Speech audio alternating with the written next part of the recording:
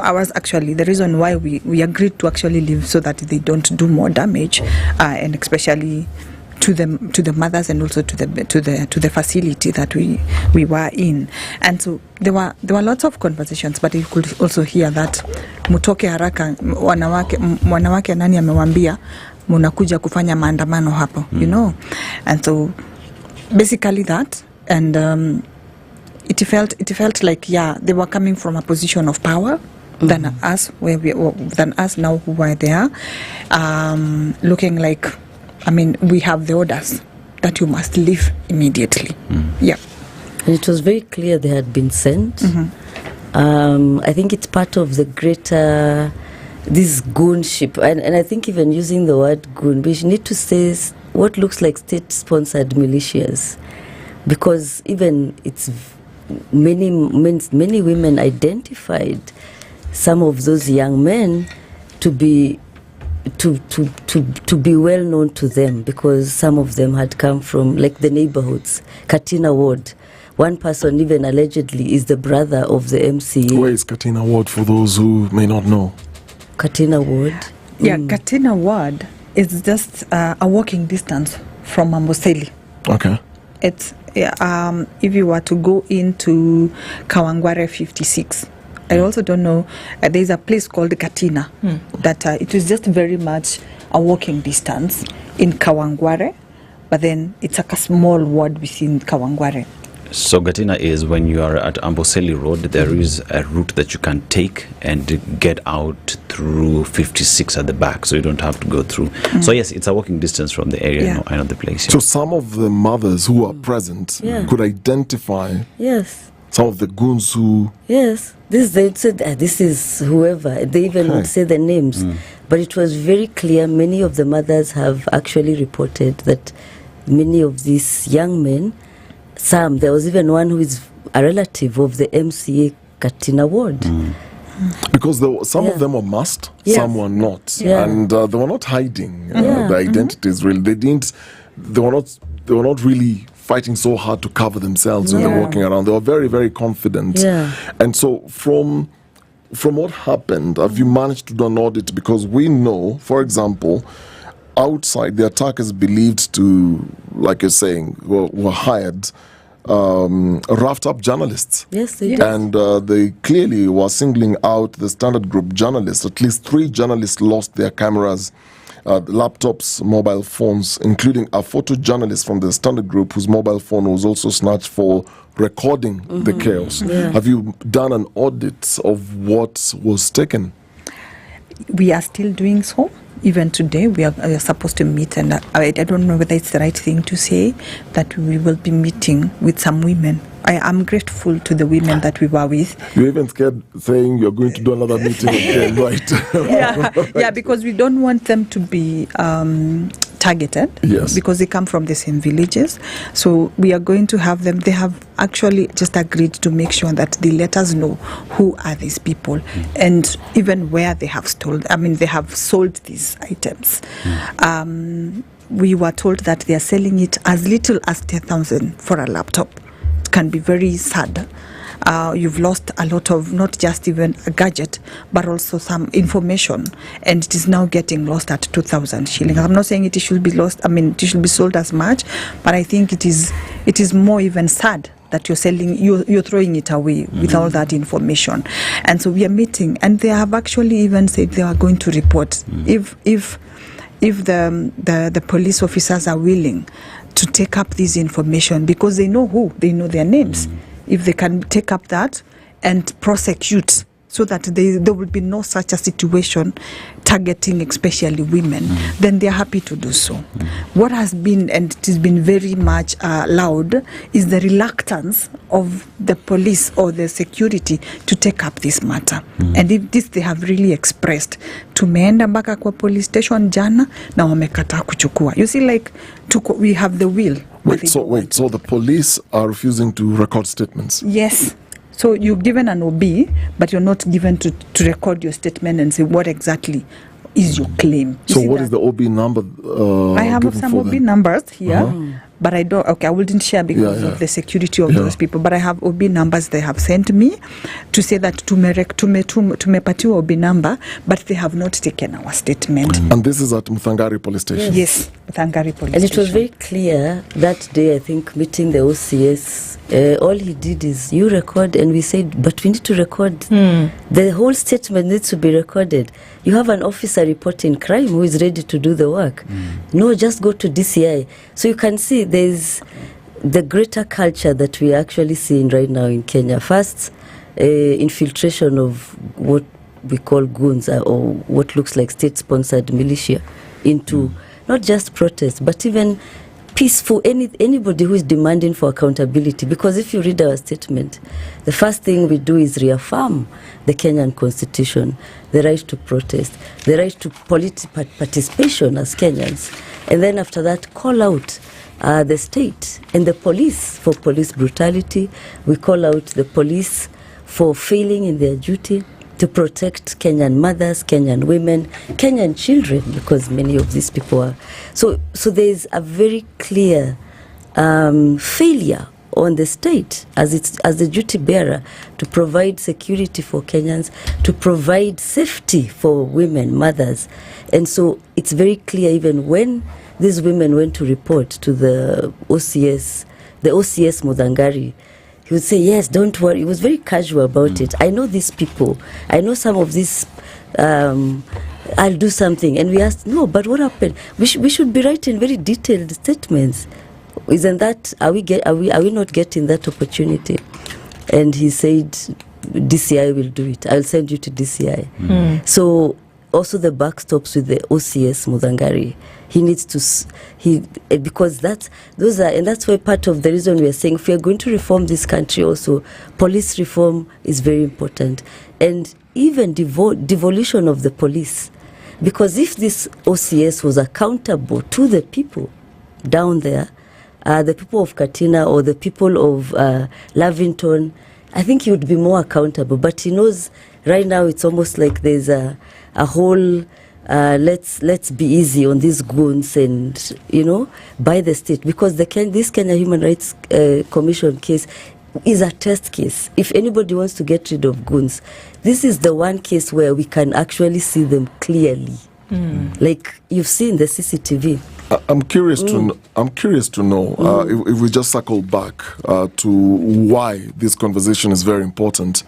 Is don't kill our sons. Yep. Apart from talking about police brutality, it was the anticipation of Saba, which was yesterday.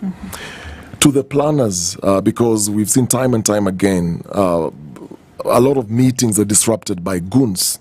And obviously they are clearly sponsored. And a lot of times it's with the politicians. Now it has come to this level of mothers gathering to just speak and goons are sent. Do you think their messaging is effective because it's trying to silence your voices? Or does it actually amplify it? Because to the planners, it may appear they're successful. They've disrupted the meeting. Their job is done, they get their payment, then they go back home to wherever they're coming from. But in your view, when you're doing all this, does this silence you, or does this even amplify your voice even more? It does amplify the voices, and I'm happy, like I mentioned, the women are even available to report these people if an opportunity presents. So for me, it does not silence any woman further, in any way. Instead, it gives women more power. It tells women that you are needed in this space where there's a lot of silencing, there's a lot of dissent, but also the need for us, the voices of women must be very loud. In our view, our message was sent. As to whether it happened at the time we needed it or not, our message was sent. And our message was very clear. Do not kill our sons. Do not kill our daughters. We need them back home after the mandamanos. Protect our people during the mandamanos. It is a right enshrined in our constitution. So as to whether they didn't give us a chance to do it in the venue does not matter anymore. It is our message that went out there. Yes, so there is the "do not kill our sons," the press statement that you had sent. But then again, let's just look forward to Mandamano, the statement that you had actually you had put out.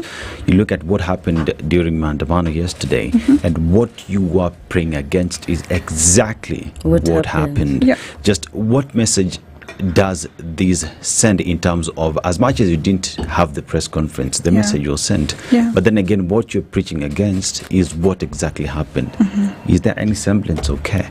Of course. I think part of the bigger problem, as we are saying, we have a tone-deaf regime. Tone-deaf.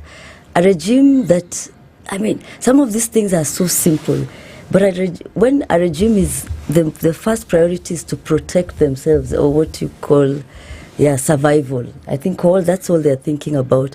How do we make sure we survive up to 2027 and we get in, they are saying they're going everywhere, saying, is it two-term or something? So when you're dealing with such people, survival is the main intent. And then we have others, the rest, many Kenyans, who are saying, no, you have broken the social contract with us. Because even in political science, it's about the social contract. We gave you the contract. Was it 2 years, 2022? And in that contract, we gave you, we delegated we delegated our power to you. Remember what is a democracy, or what even democracy means. Demos, people, people power. Yeah. From even if we go back to ancient Greece. So we the sovereignty, and that's why that Article 1 says the power belongs to the people.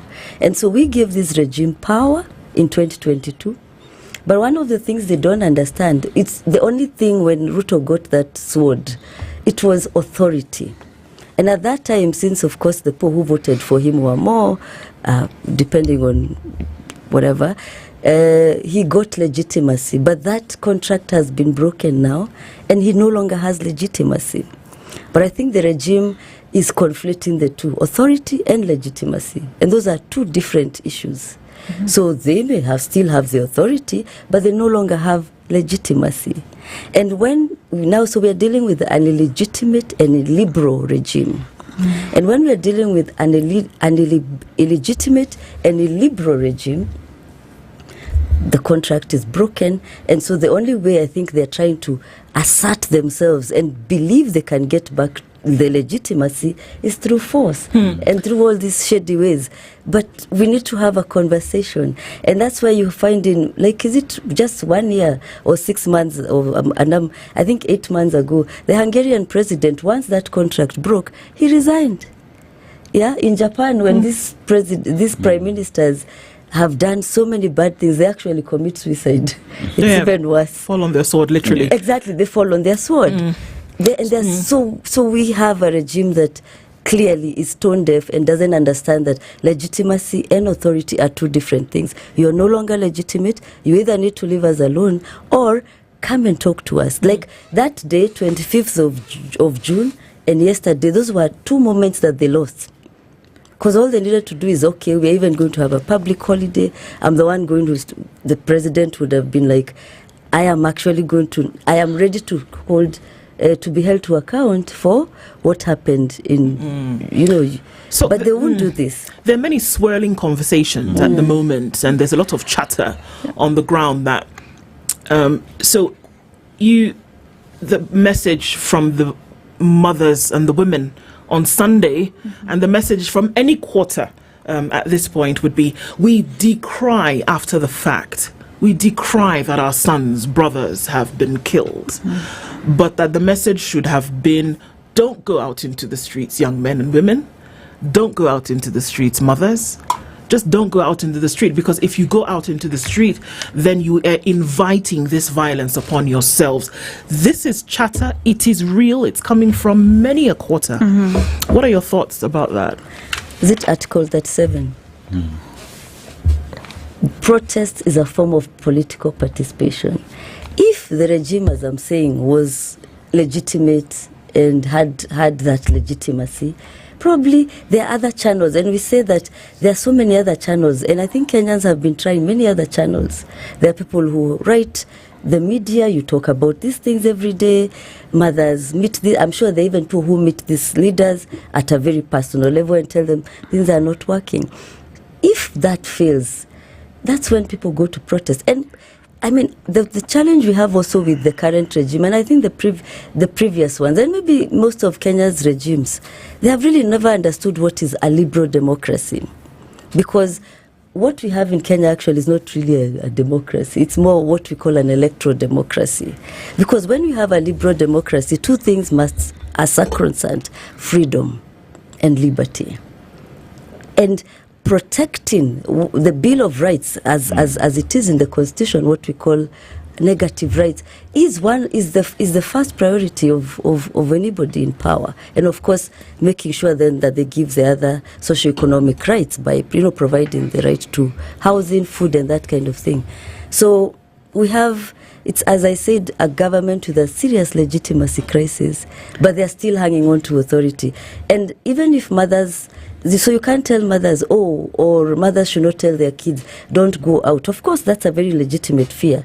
We should be telling the state, stop violating, and that's what we were doing in that. Stop violating our young people. Protests have been done peacefully. There are countries that protest every day. Right now, if you Google people, I'm sure later today in France, in Paris, they'll be on the street. We're getting towards the 14th of July. It's going to happen. Yes. The French are forever on the streets. Have you heard of deaths apart from maybe one, and people protested for a whole year like 2 years ago? You never hear about that. In Tbilisi, I saw in Georgia, people are on the street. And that's another place this Kenyan police needs to find out how to reform a police force. So anyway, so the point is, there are many countries in the world that protest every day. In fact, Kenya's protests are so few compared to serious democracies. And people, young men and young women go, or even old people come to the protest and still go home in one piece. That's the Kenya we want, and it can be done. But we need the right leaders who actually respect human rights. But the current ones, of course, they're under siege. All they think about is how to maintain power. So it's a different mindset of leaders we have. Yeah, and in addition, just to add and say that you cannot stop people to go out when people are struggling. Demonstration is an expression of anger, an expression of dissatisfaction. And so even me as a parent, as much as I feel like my child, I need to keep my child for safety, there are legitimate reasons why these kids are out there, and that the only thing that we need to do, or the only right thing to do by this government, is to give them a listening ear, which is not what they are getting. And instead, the government is still trying to wake up, or even not able to wake up from the old system of operations. If you look at the millennials and the people before, those people were governed in fear, but we now have people who do not have that fear, and the way they've been brought up is very different by their own parents. Probably I brought up my children in a way to say that I don't want them to be or to face the difficult life that I faced, and in the process of that I give them a lot of empowerment that they can be out there and speak for themselves. We were not given, millennials were not given that chance.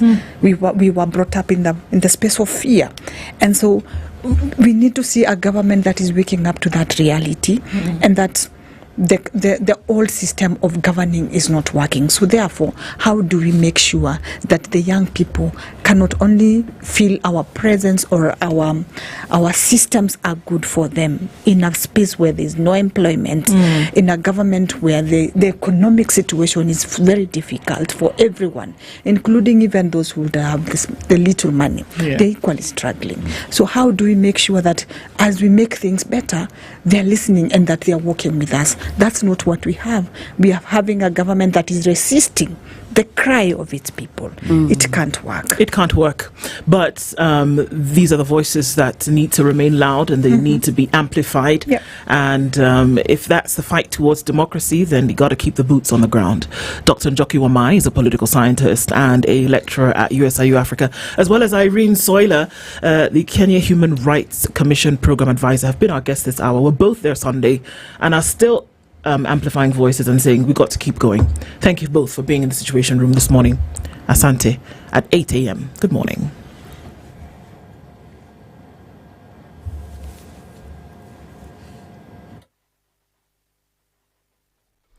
Good morning. This is the News Wire. I'm Leah Ubaga. The Kenyan National Commission on Human Rights has expressed concern about serious human rights violations committed during the Saba anniversary protests, which included deadly violence, arbitrary arrests, and a heavy-handed police response throughout the country.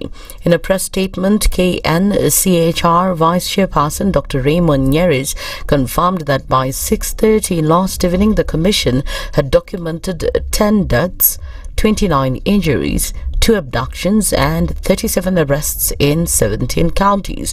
The protests held to commemorate the historic 1990 Saba pro-democracy movement brought normalcy to a near halt in some parts of the country. The Seven Camps' Interior Cabinet Secretary Kipchumba Murkomen has commended the police officers deployed in Nairobi yesterday for maintaining peace and reducing violence during the protests.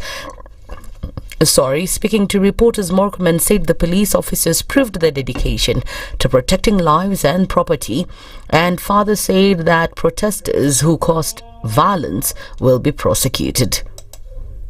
Many goons and criminals did not get a chance to invade properties, but also at the same time, many Kenyans got inconvenienced. Some Kenyans were unable to access their offices.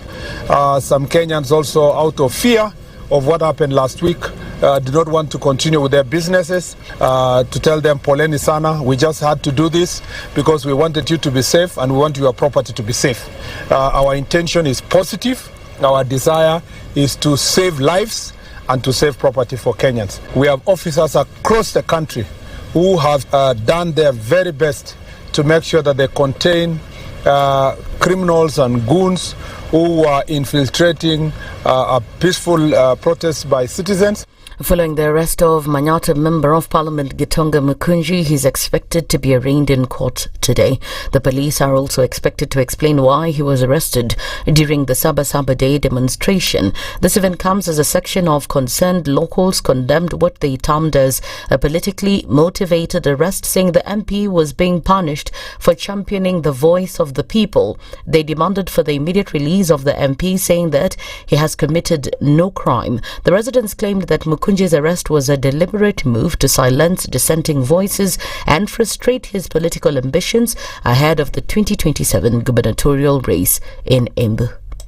Mukunji atakuwa ameasiriwa usiku ya leo, tutalala nje. Maisha yote nitakuwa kwa barabara na nimemaliza. Release Mukunji. Niko na usuni mangi sana, Mr. President.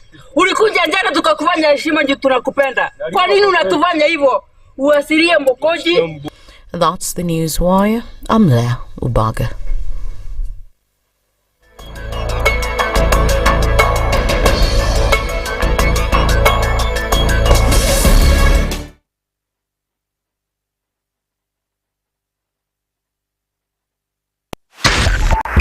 .5 Spice FM, Kisumu. Good morning, and I love your show. Thank you. Having come from a Kikuyu radio background, I migrated to Spice because of the content. I was born in a slum, but somehow I got a break in life. So sometimes when you see the sweating coming out because of the passion and whatever it is, behind the noise, there are people, and we share the same umbilical cord. It shouldn't be like that. I am so disappointed.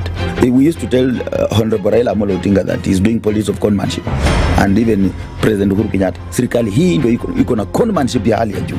You cannot promise people that you reduce tax, then you double.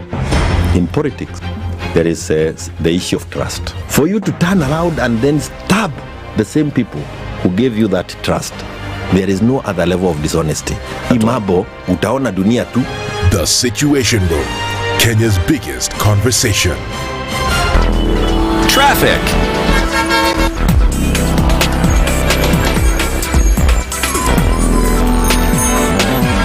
All right, taking a look at what's going on the streets this morning. Right about now, a little bit of traffic, not a little bit, quite a lot of it. How many times have I said that this morning? Really heavy coming off of that Githurai interchange, making its way through to the city. And it's also busy on Mombasa Road as you get through towards the interchange. Wow, okay, so as you're coming in through towards the bypass junction on Mombasa Road, it's going to slow down quite some as you get out. And then also traffic that comes in to the CBD, very busy as well. Langata Road also quite packed.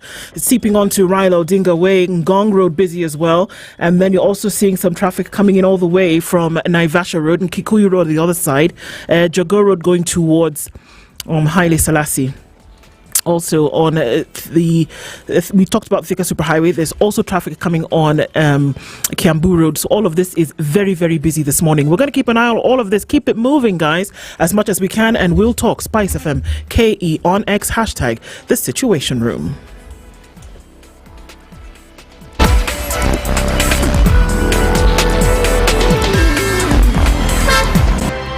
If we just gloss over issues. Mature, intelligent talk every morning. Spice up yourself.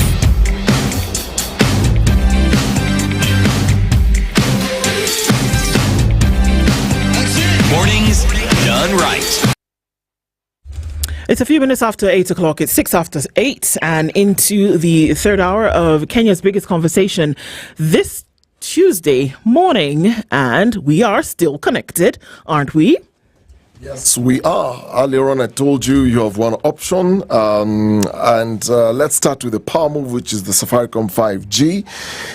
Now, let's say you're about to set up your home, you're putting your stuff together, you want to get connected to the internet, you're putting home setup together for work or for family, or you're actually even at school. That's where Safaricom Home Fiber comes in really, really strong. The installation is free. Maintenance is free, the router replacement or even relocation is equally free, and just in case there's downtime because life happens, Safaricom has your back covered with 5 GB of mobile data to hold you down while the issue gets sorted, usually within 24 hours. Now, that's really, really cool. Now, maybe you're thinking, but fiber isn't in my area yet. So no stress. That's exactly where 5G steps in. And even if you're in a 4G area, your 5G router will still work. You're covered either way. So whichever suits you, you're going for that option. It's time to level up your internet experience with Safaricom. Visit any Safaricom shop, masoko.com, Naivas, Quickmart, or just dial *400# and make that switch. Safaricom feels good to be home. For sure. And the Aga Khan University Hospital, guess what? Iko Eastlands usiende mbali kutafuta specialist tuko kwa mtaa wako. So the Aga Khan University Hospital has brought specialized care near you through 53 outpatient medical centers. Watu wa Eastlands, we've got you with the following medical centers: Buruburu at the Kenya National Library Services Complex, Embakasi opposite the Kenya Pipeline Staff Quarters, Donholm at the Greenspan Mall, Komarok at K Mall, Ruai along Kangunda Road, Eastleigh on General Waroingi Road. And some of the specialists available at the Aga Khan University Hospital Clinic in your neighborhood include pediatricians, gynecologists, cardiologists, urologists, family physicians, neurologists, nutritionists, psychiatrists, ENT specialists, dentists, dermatologists, amongst others. Visit any Aga Khan University Hospital Medical Center in your hood today and call 0730 011 888. That's 0730 011 888. The Aga Khan University Teaching Hospital, world-class care here and now.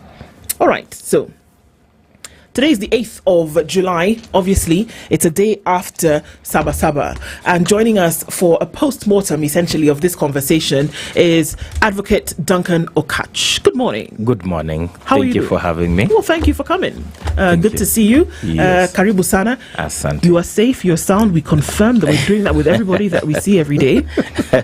It's necessary to do, though. It's very necessary at this day and time. Indeed. Yes. There's a thin line between peaceful demonstrations and hooligans. hooliganism. We've been seeing a lot of this. It's a tool that has been used by many for long, but then now, how does it then evolve in the legal spaces and the constitutional spaces in which we are operating? We're going to get into that, the nitty-gritty of that conversation this morning, because unfortunately we're treading on, interesting ground, and many would call it dangerous or not so safe. So let's open that up a little bit. But Dennis is going to welcome you to the show with today's proverb. We'd like to hear your interpretation of it. Yeah, today's proverb comes from Kenya, 254. And if you look at Kenya, there's a lot to celebrate, the pride of Africa.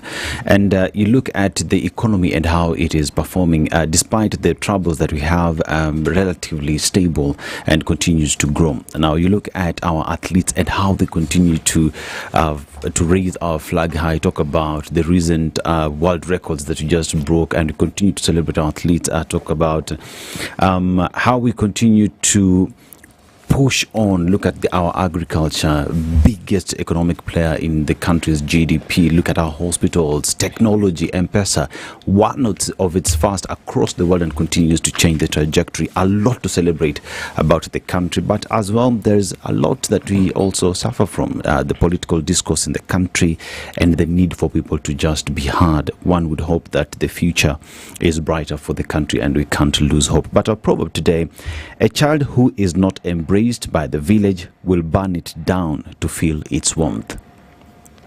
How would you interpret that, Wakili? Indeed, man is a social being.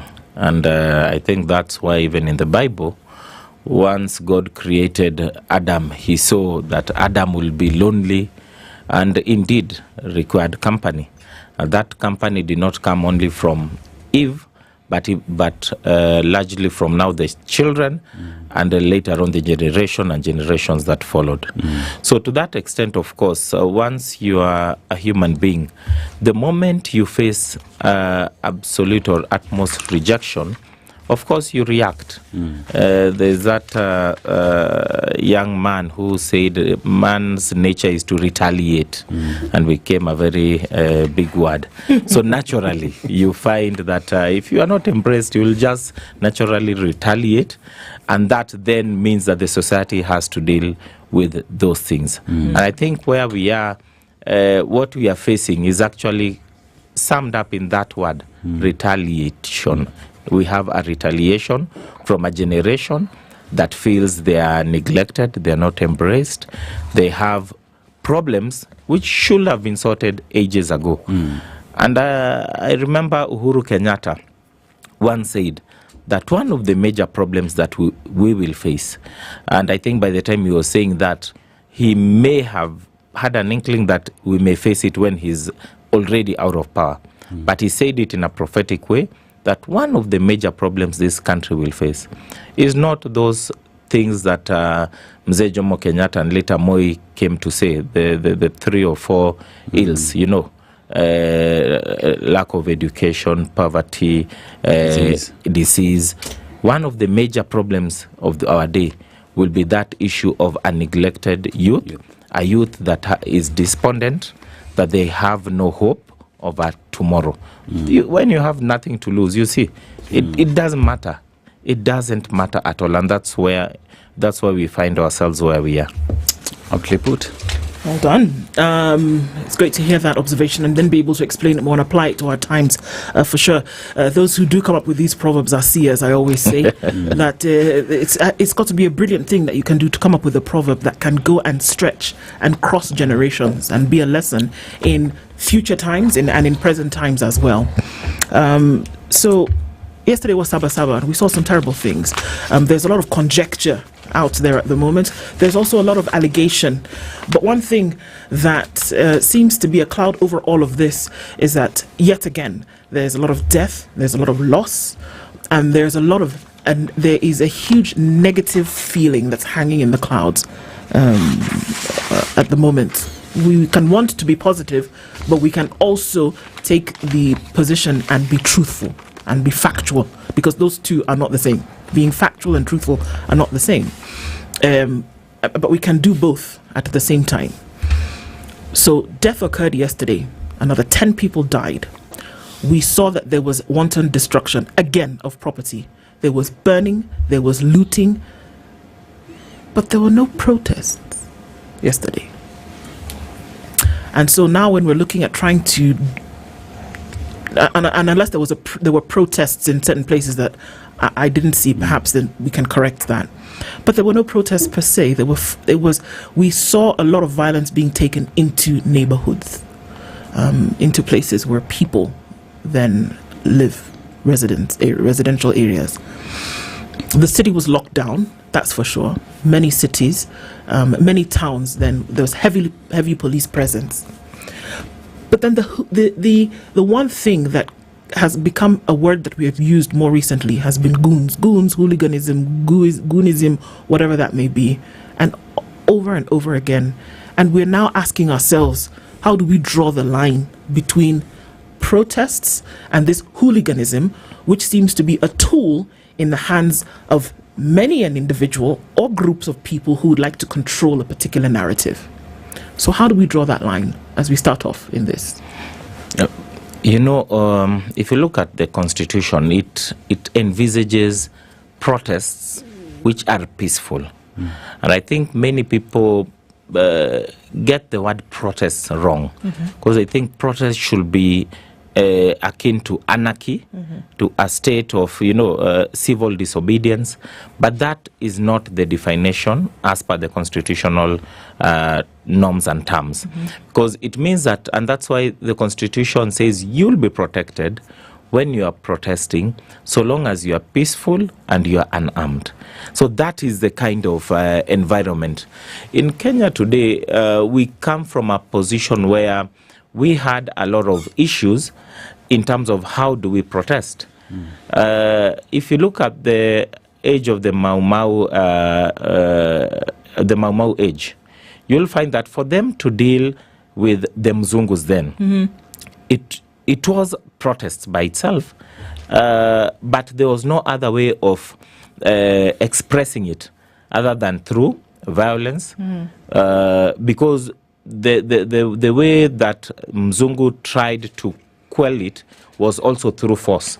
So they had no other option but to use that. But at a point, you find that what took us home is not the battle in the field, it's not the battle in the bushes. It is actually those people who came out, who are now well educated, who could actually express our desire to have self-rule. And so that's where the Jomo Kenyattas came to be known. That's where Kina Tom Mboya and the rest came to be known. And because there was an aspect of, now let's sit down, let's understand each other. Most wars in this in the world, the First World War, the Second World War, was not won just on the battlefield. People had to later on come and sit down and agree that this is how we are now going to deal with it. As much as the current president of America indicates that, strength is what brings peace. But ideally, if you look at it, mainly, actually when people sit on the table, you'll get peace. In now our context, you'll find that the problem that we have is that historically, from that point onwards, we've continued to use violence as a means of protesting. And it has actually been, for you to know that these protests has been successful, it is measured by how violent, how violent and disruptive it was to the normal life. And that's why you are being told that it must be a holiday.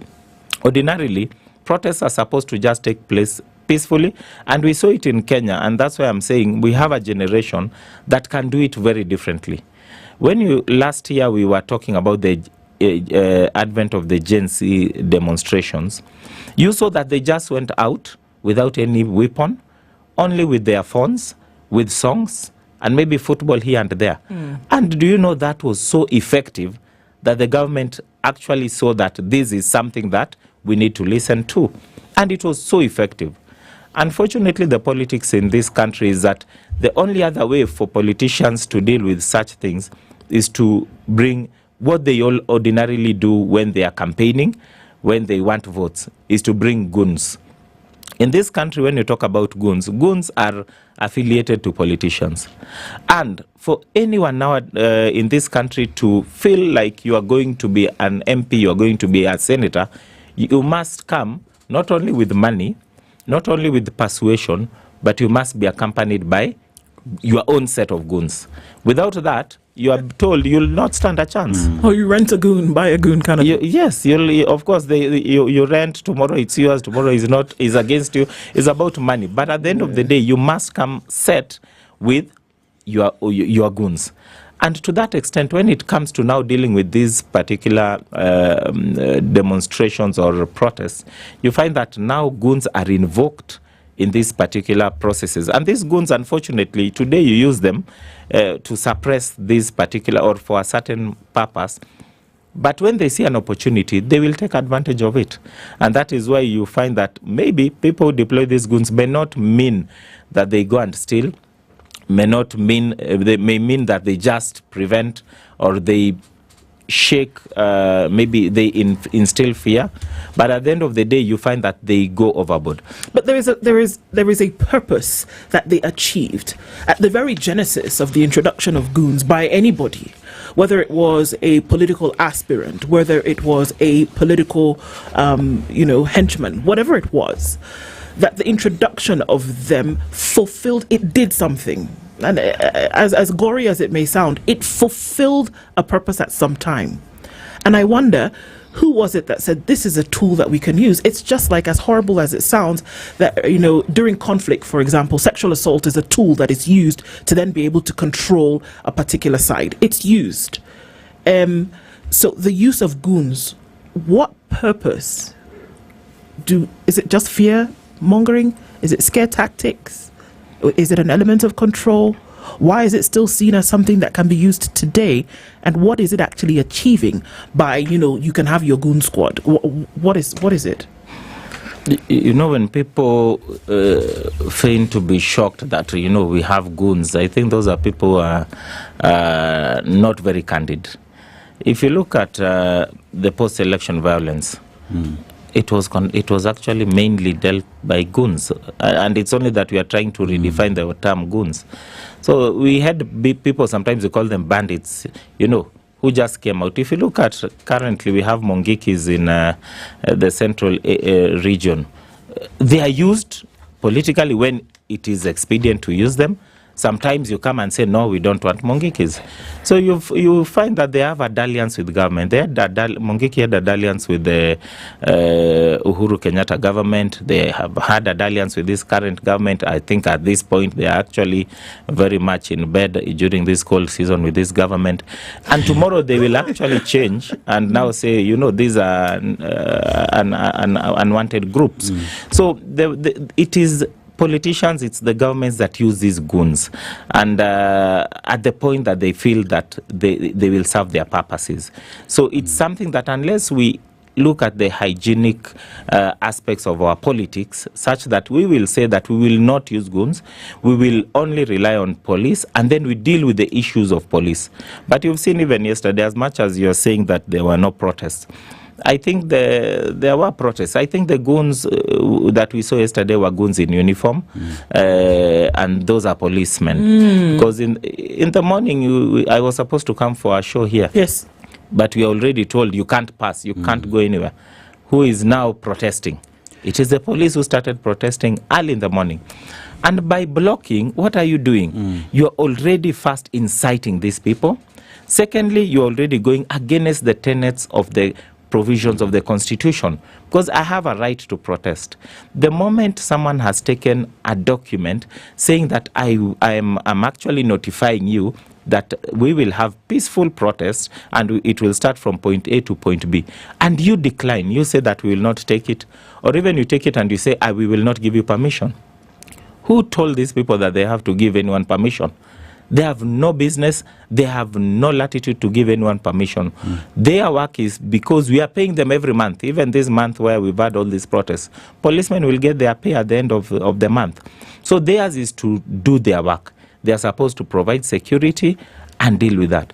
But unfortunately, if you deploy policemen to actually go and put roadblocks left, right, and center, this police manpower is supposed to be helping protect citizens and their property elsewhere. You are creating a lacuna in terms of security elsewhere. And that is why people take advantage, because they already notice. Then tomorrow you'll be saying that, oh, the goons were deployed. Man, in terms of the old adage, you'll be told that every man has a capacity of being the best. Half of your soul or heart has the capacity of you being the best person ever, but half of it has also the capacity and potential of being the worst ever, the Matakweis and the rest. It is always there, inherent in every man. It is up to you to know at what point do you touch this part. But when opportunity is given, that's why you find that you can elect a bishop to be a president or to be someone in the bank, and they steal. Then you'll wonder why. This guy was not stealing. It's only that there was no opportunity offered. So the moment you create that space for insecurity, for lack of policemen, for lack of proper supervision, of course, the end product will be, we'll see problems on the other side. And that's why you saw during yesterday's protests, as much as the CBD was not infiltrated, unfortunately, the pressure that was there was now exerted in the estates. And that is, I don't think that is supposed to be the way to go, but that unfortunately is what the government seems to want. So it would have been better to concentrate this. Let's say, let these people come to Uhuru Park, let them go to Kamukunji, where Raila Odinga wanted them to go. But the moment you block them, it means protest starts from wherever they are. Our children are there, our mothers are there. It's actually a very chaotic scene when you see tear gas being used in residential areas. We have people who are very sick who cannot fathom that aspect of tear gas. And when things are written properly in due time, you will come to realize that it's not just about the deaths, it's not just about the injuries. There are long-term consequences that people will face. So, Wakili, you look at the protests the way they happened yesterday, and you have to look at the right to protest under Article 37 and also the right of movement under Article 39. And you look at the agencies that have been deployed to curtail all these rights that are in the Constitution, the police, and one begs to ask the question, if we are willingly breaking the law, then how exactly are we using the same law to stop a right? I don't know what you mean by willingly breaking the law. Who is breaking the law? The police. Oh, the police. The police, that's why I've said they are the first. If you are to talk about goons, they're the first line in terms of goons with uniform. But at the end of the day, you look at it and we say, what did we expect as Kenyans? You know, in 1997, Charles Taylor went on a rampage of a killing spree, killed so many people, and when it came to election, people elected him, and you know, people are saying, were being asked, "You're electing him?" Yes, I'm electing him, but I know he killed my dad, he killed my mom, he killed my brother. It's but interesting because there were actually people who lost limbs who voted in that election. Who voted. It's and very true. What do you expect? Come to Kenya 2007. We know what happened. We know people who suffered in Kiamba and the rest. But when it came to 2002, after Uhuru Kenyatta won and told people that this word is not just a joke, you don't just, vote out of emotions. And they are told a sword in other people's hands can really turn chaotic. Today, most of those people who say, give us our thief, we do not see any problem. This thief steals our hearts and we are okay with that. Are the people who are now suffering more, economic-wise, business-wise, and actually are the people who are out on the streets. And that's a fact. And I like what you said, facts are there. And facts are stubborn. So that is a fact that we have to live with, that people must now learn, when we were told choices have consequences, we yelled and, but those are consequences we have to live with. And that's an unfortunate, stubborn fact about life, that once you decide to choose, even now, if you say it's one term, it's whatever term, it's about what is the choice. Is it just about voting emotionally, that it's one term and I'm voting this person out? What is the alternative? Who are you voting in? By voting out, you're voting in. So who are you voting in? It may be a case of out of the frying pan into the fire. Okay, yesterday there was one voice that spoke after all the guns and the tear gas, as they were continuing. And this voice was the voice of Raila Odinga. he, before Saba said, he was one of those who actually were the forefront starting this at Kamukunji, and he was urging protesters to stream to Kamukunji grounds, not go to the streets of the Central Business District. And he said he was going to take the lead and he was going to go to Kamukunji. But at 4 p.m., he then called for press briefing. And I listened to that entire press briefing. He started with giving the history of where the country's come from to where we are today. But I want to just fast forward to something that caught my attention, which was his timetable. And the timetable here is there is need to have dialogue that will lead to a referendum that will then have binding reforms. From what he said yesterday, what do you read from it? Because there are two aspects here. One, he's part of the broad-based government, contextually speaking. He's in there. He can pick a phone call and call President Ruto. Yet from within, and we've seen this before, I'm just trying to follow through a pattern here. He actually talked about the police being a force and being a service has not changed anything. He went ham on a lot of things that everybody else would agree with, but he was saying, look, from where I sit, the direction, and we need to shift this narrative away from everything else, and now we need to sit down, we need to dialogue, which will lead to a referendum. What do you read in all this? You see, Raila's actions are akin to, Father Christmas, who has been giving you, presents from the bag every year and does not realize that now you are a grown-up person who is over 15 years old, that those presents will not amuse you. Raila is, what you saw yesterday is just trying to recycle the same things he's been doing left, right, and center.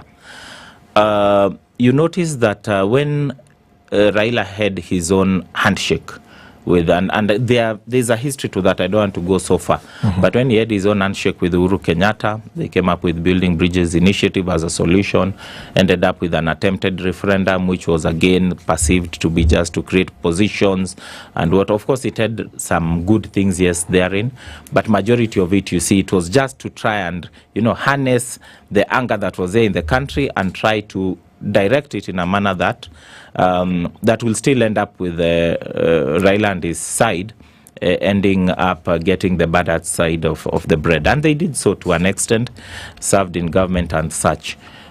Now, when it came to, it has come to William Ruto's time, that is last year, when Gen Zs had their own issues, Raila came up with, again, another aspect of a handshake. And to that particular extent, we ended up with NADCO, which was akin to what he's suggesting, which was akin to a conclave, but a conclave by politicians. To that extent, they ended up coming up with a raft of reforms and proposals, which, of course, again, put politicians at the center of it. They did not actually deal with the issues that were afflicting the Gen Zs at that time.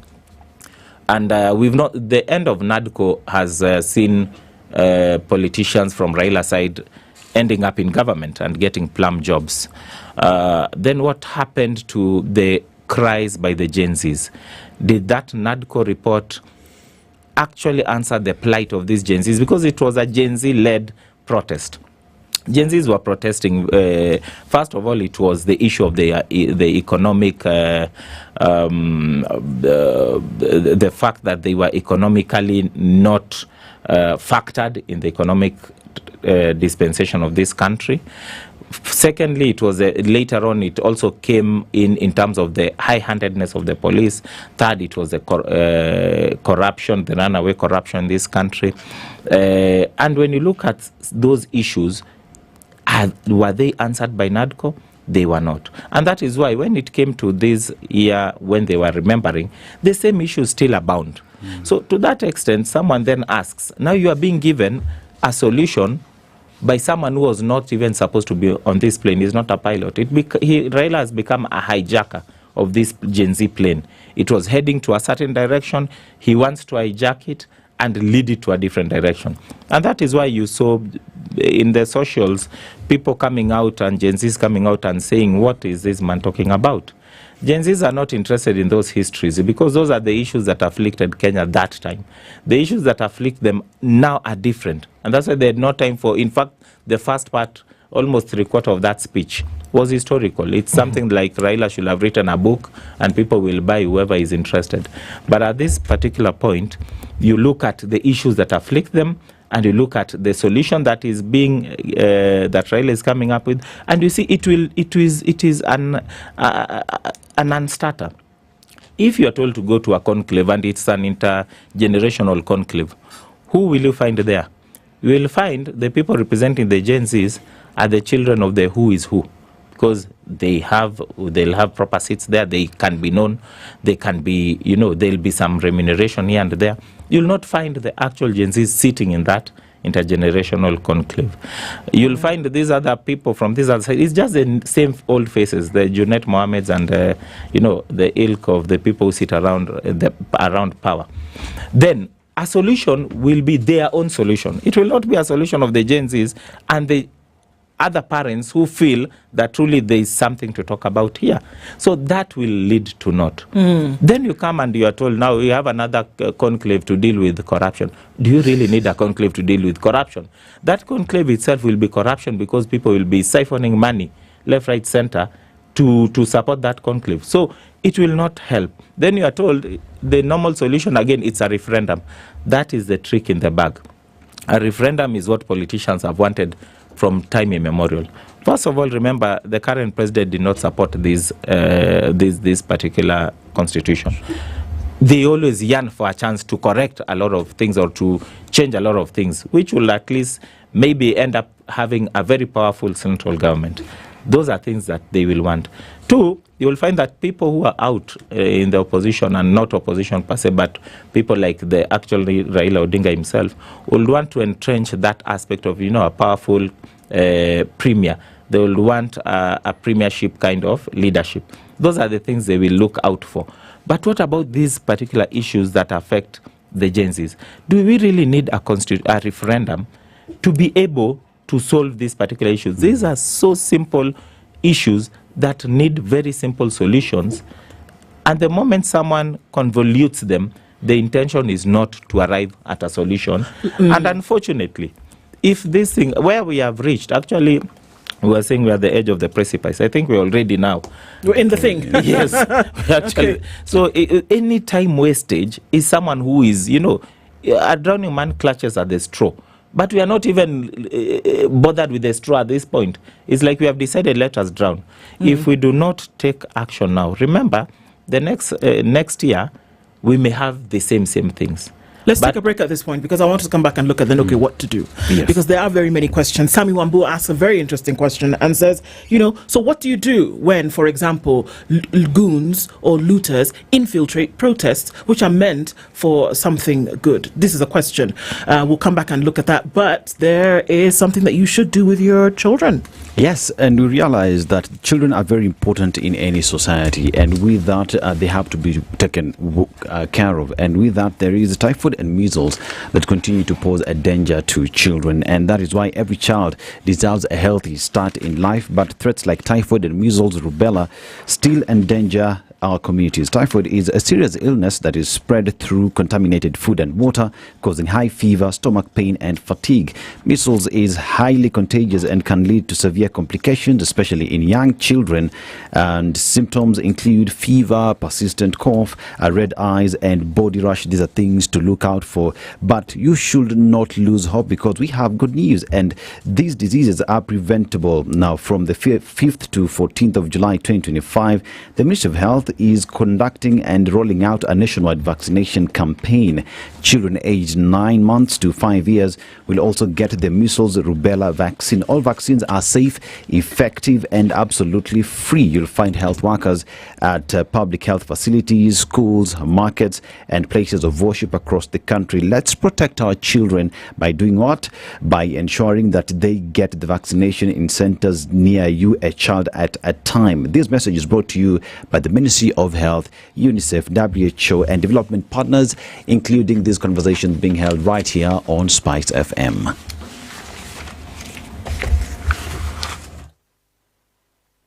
This is the Situation Room, the only way to start your day. The Ministry of Health is conducting a typhoid and measles rubella vaccination campaign in all the 47 counties from 5th to 14th July 2025. The typhoid vaccine will be administered to children aged 9 months to 14 years. The measles rubella vaccine will be administered to children aged 9 months to 5 years. These vaccines are safe, effective, and available free of charge at all health facilities, schools, markets, and places of worship near you. Typhoid is a serious disease that spreads through contaminated food and water. Maintain safe water and sanitation even after receiving the typhoid vaccine. Measles is highly contagious. It can cause severe complications and even death. Vaccination against measles offers the best protection against the disease. Let's protect our children from typhoid and measles rubella. This message is brought to you by the Ministry of Health in collaboration with UNICEF and the World Health Organization. The weather with Spice FM.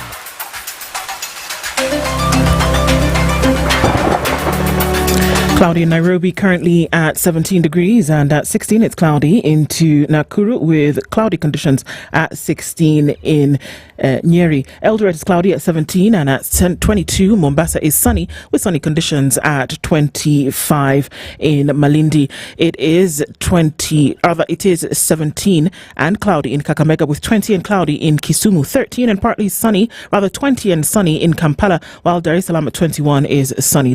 Johannesburg at 3 is clear with mostly sunny conditions at 25 in Mogadishu. It's still raining in Addis Ababa at 15, while Lagos light rain showers continue this Tuesday morning at 25, and it's 21 and partly cloudy in Kinshasa.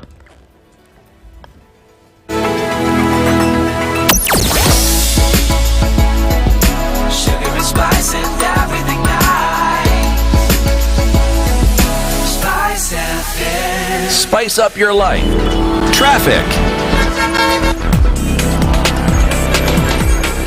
Still continues busy into the city this morning, and there is traffic on the Thika Superhighway coming into the CBD, and it is also busy as you come off of Mombasa Road. Quite some traffic, and so we're still dealing with that as you then go towards the city centre. It's busy coming off of Ngong Road, Langata Road busy as well, and also we're seeing some traffic that then is heavy coming off of Limuru Road and then Kiambu Road as well. The parts of the eastern bypass that touch on Outer Ring also pretty busy, and so traffic is still forming. Folks getting in and out of the city this morning. Let's keep an eye on things and keep it moving. Spice FMKE on X, hashtag the Situation Room.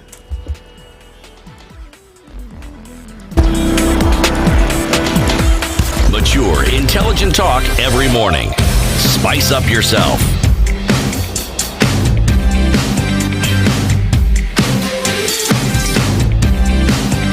Mornings done right.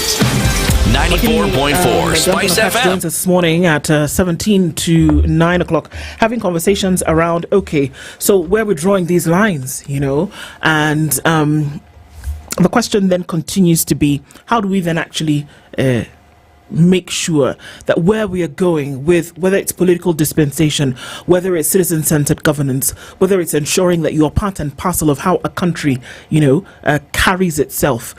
But that you talked about being on the edge of the precipice. Well, it seems like we're in that whirlpool right now where everything's going on at the same time, and there's an election just yonder, and we're dealing with historical experiences of certain things which we cannot have a present without focusing or at least gleaning from what happened in the past. It guides the future decisions, it guides the future actions, or it should. How do we lurch forward? How do we move to the place whereby we start to see slowly these things would then become things of the past?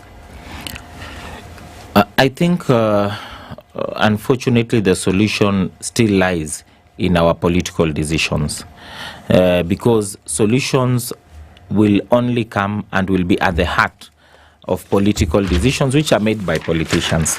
So I always tell people that as of now, anything you'll be given is first aid. It is not actual treatment before you reach the hospital. The hospital will be 2027. At that particular point, if we do not have people who will come out and subject themselves to voters to take these positions, we will end up crying because we'll only have the same pool from which we have to choose one. And unfortunately, we'll have to end up with one. So, first of all, it behoves many people, Kenyans, to at least subject themselves, not to just sit back and say, we'll sit here in the studio and Okari will complain here, but he will not subject himself and say, let me then be that alternative choice, so that we tell the people you had a choice, but you did not make it. So that is the first thing. But more importantly, is also to hold our leaders to account.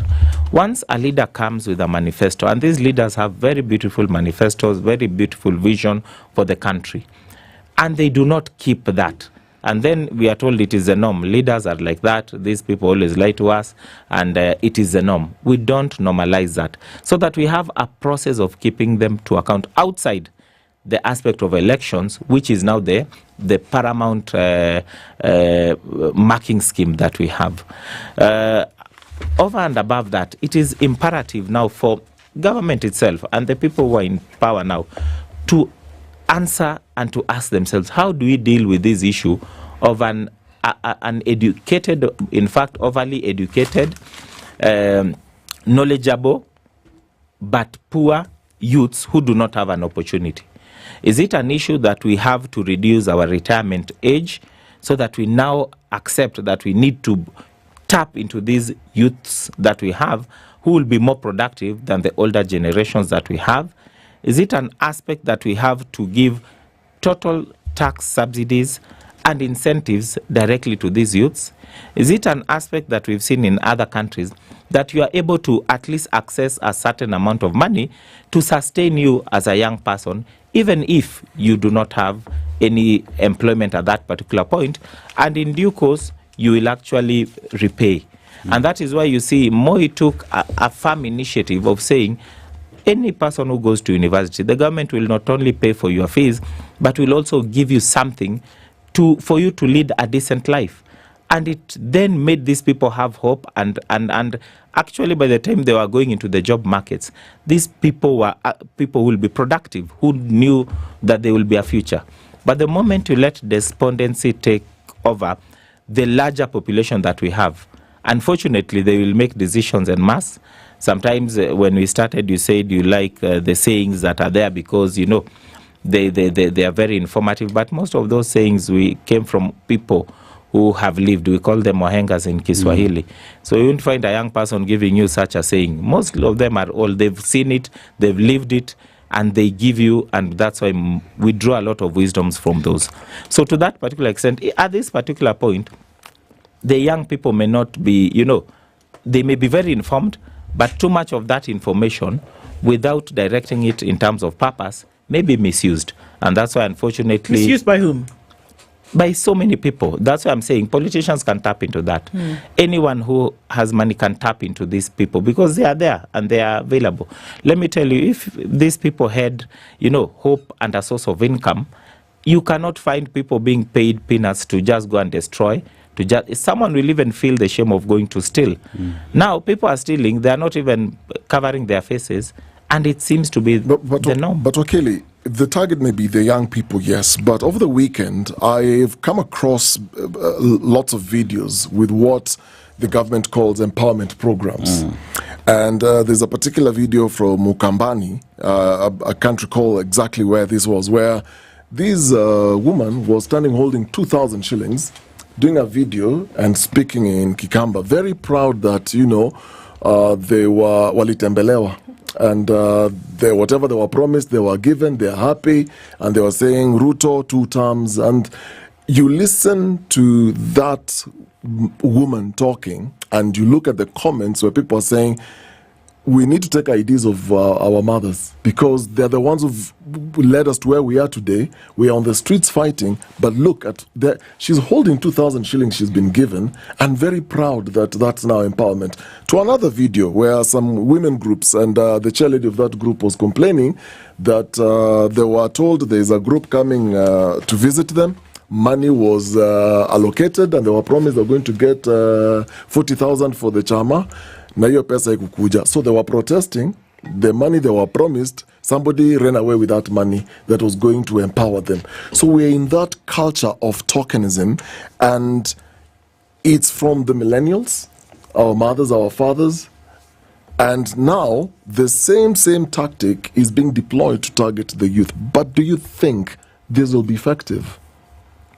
But of course it will not be effective, because that's myopic and it's so temporary. And that's why we, in my view, I was saying they should look at things which are long-term, which are sustainable. The aspect of government is not to go and give tokens to citizens, and especially tokens with a target of, having political advantage based on that, or having political slavery enforced on them based on the 2,000 that you've given them. Ideally, the government is supposed to create proper infrastructure that would help these particular Kenyans, whether you are youth, whether you are millennial, whether you are old, to tap into that and attain self-living. But don't they know that? They know that, and that's why I'm saying, unfortunately, they know that and they promise that, but when they are in power, they do something else. Government is an umbilical cord to which all of us attach and gain our daily sustenance from it. Now, instead of being this umbilical cord, government decides to go out there and is busy building houses, trying to, things which ideally the government should not have any business dealing. Ideally, the government should be creating a proper infrastructure to which we will attract investors, to which we'll have local investors tap into that and feel that they are safe, they are okay. Today, I will tell you, if a proper research is done, and I'm sure one of these research companies will be doing, if you look at our economic situation and our attractiveness from before the Gen Z demonstrations last year, coming on to today, you'll find that we are actually way weaker, and we are actually losing out. Not to mention also the aspect of still the economic challenges which abound and cuts across every other nation. So we still go back to what I'm telling you. Unless we make positive, concrete decisions in terms of sanitizing the political space, we will end up with the same recycled promises, the same recycled complaints, and the same recycled suffering that all generations will. Speaking of politics, politicians and everything they recycle. I'm aware that you're involved in the case of Wanjiku Thiga, yes, and Peter Kawanjiru, yes, the two youth leaders from the DCP party. Yes. So what we saw was early last week, they were initially arrested, then released on bond, and then rearrested. And we saw a shocking video of how they were moved from this door to an unwaiting van, and the stories of terrorism. So when we talk about repression, from the streets now to abductions to the arrests, and the reason I'm asking you this is, yesterday I happened to speak to a lawyer who's involved in one of these cases, and she was telling me she wants to take a long break. She doesn't want to talk publicly about anything. She's now scared because even now lawyers are directly being targeted. So she wants to just stay away. And I asked her a question. Have we reached that point where then whatever it is that they are doing is now working? Because from trying to arrest, abductions, and all these things that we're seeing, then it's to silence even the lawyers. Take us through what is going on with this. I know you may not go into the details of the case, but take us through what exactly is happening here. It's quite a sad state of affair, and I don't know the lawyer you talked to, but that lawyer, there is something that he or she is lacking, because at such points we are trained to actually be very strong, because we are a bastion of hope for the people who are oppressed, and it has been like that from time immemorial. And that's why the likes of Mandela suffered for ages, for actually standing strong and being firm. Lawyers have suffered, but at the end of the day, it is a calling that we have to make. And that is why when it comes to the point where we are dealing with what happened, of course, government has a right to, or the police, to arrest whoever they suspect has committed an offense or is about to commit an offense. Once you do that, of course, you take someone through the criminal justice system, and the courts do their part. And that is what they did. They took these people, at least within the time frame that was that is required by the Constitution. The courts processed their applications. But the worrying thing is that once police took these people to court, the first thing was for the DPP to ask for more time, saying that they have not yet investigated, they are still in the process of investigating, but you've already arrested people. And the courts could not hear any of that thing. In this day and age, courts cannot entertain such aspects whereby you arrest, you bring them to court, and then you want to say, now let me investigate. What comes first? Investigate, get your facts right, get your evidence, arrest, process someone through the courts. Anything less than that is now persecution. And this is what none other than the president and the then deputy president promised Kenyans, that they will not politicize or use the justice system in a manner to advance their politics. But immediately, before even the ink dried after they signed and put the Bible down, exactly that is what is happening. And unfortunately, it's happening to even one of them who was at that table making that decision. So to a large extent, once the courts release these people, it's so sad because the moment a court of law releases you, you are free. And if there was any other offense, it will have been brought to the fore of the court. So you cannot be released, and while you are in court, policemen come and abduct you, because that's not an arrest, that's abduction. Because we know under Article 49 how arrests are effected. And yeah, I'm sorry, Wakili, these things happen. We're not talking about things that shouldn't happen or that we're living in an ideal world. That they happen. That no sooner has a court released someone on whatever, platform or whatever level, that we've seen rearrests happen. We've seen them, just like Dennis said, just a couple of days ago. And that police, whether you are looking at ATPU, whether you are looking at whatever arm of the police, they are agents of the judiciary. They are. So are we saying that they do not know this? Or are we saying that there is still behavior of wanton impunity happening, whereby you can do what you want, when you want, and as you want? Actually, that is the norm, and it shouldn't be, because looking at the Constitution, it's very clear. And the likes of the late Justice David Majanja, the moment such instances happened, he will actually penalize that police officer personally, not even the state. When you look at it on this other end, you find that these particular individuals are supposed to now be charged today on the premises of prevention of terrorism. And they are told that whatever they did are acts of terrorism. When you look at the definition of and the essence of terrorism and the laws that abound and protect aspects of terrorism, you find that it is only someone who is intending to just misuse the laws that are there by preferring charges under this particular act. They know that the charges will not go anywhere, but the punitive measure and the 30-day period that they can hold this person is what they are looking at. So ideally, you look at it, and I always tell people, today you will use this same, abuse these same laws to attack your brother. Tomorrow your brother will be in that seat. We'll use the same laws to attack yourself and many others. And that is what happened in Zambia. If you look at Zambia, it's a very sad story of just a reputation. It started from Chiluba, Monawasa, and all the way. Any person who came in used the same law to actually deal with the brother. And that is why they have that debacle of their fallen president who is to be buried in South Africa. It's the same issue. It's a sad thing. It's something that I think even the judiciary itself, if you look at the statement they put out, it's a very cowardly statement. It's a statement that someone was issuing maybe from the bedroom.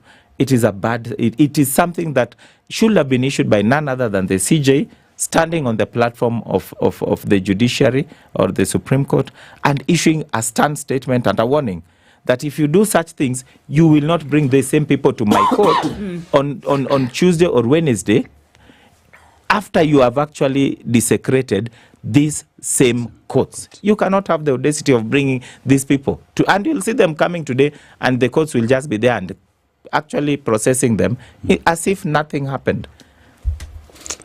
Well, I think time runs out, but then we find ourselves at a place whereby we're having conversations about the things that are currently going on. And then it becomes a little bit difficult in terms of making steps towards where things should actually be going. But I think that as we continue to have these conversations, solutions then start to find their way through. But one thing that we must not do is not speak about them. Definitely. In whatever capacity. Advocate Wakili Duncan Okach, thank you for being here this morning. It's a pleasure. Thank you so much. Good morning at 9 a.m. Spice up your life.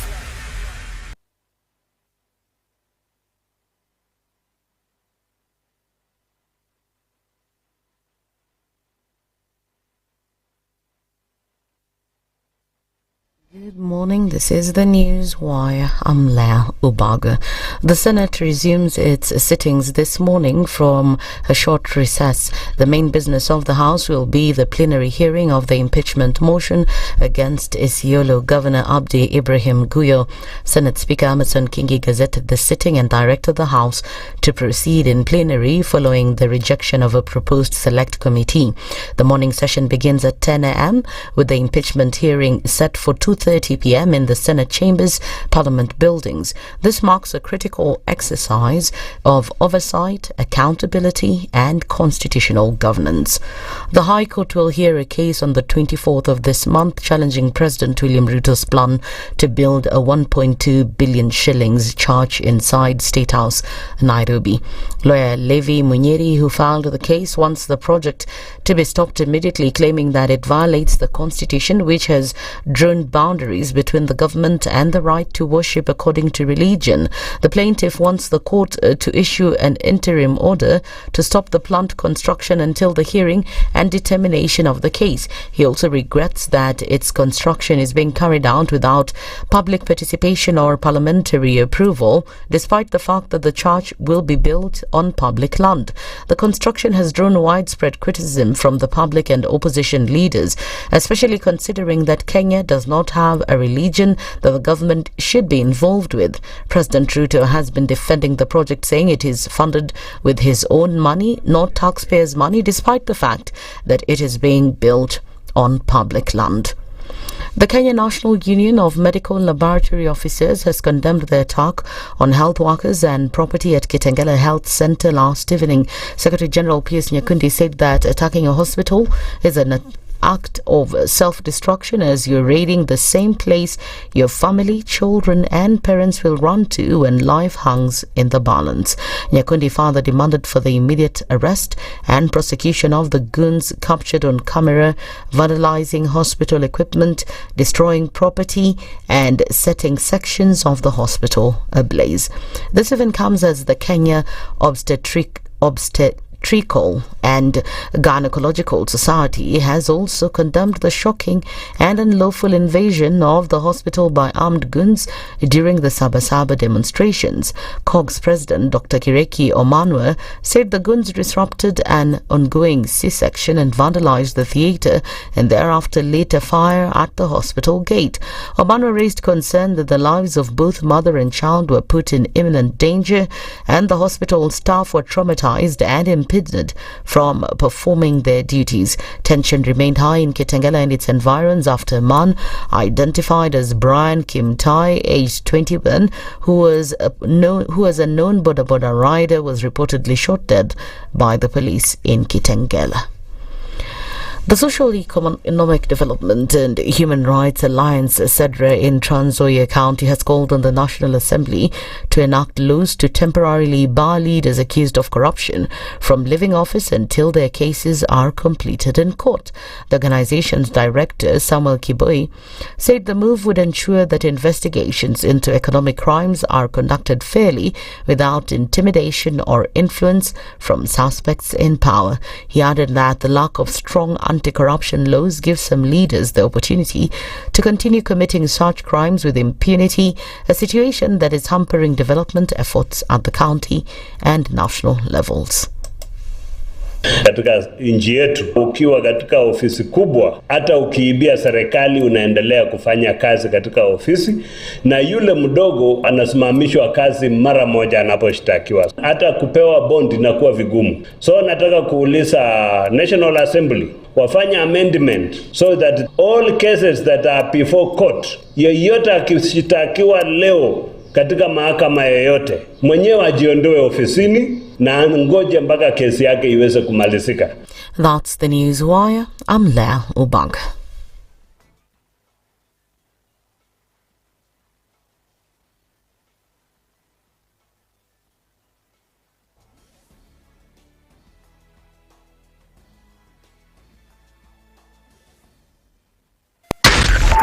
.4 Spice FM, Nairobi.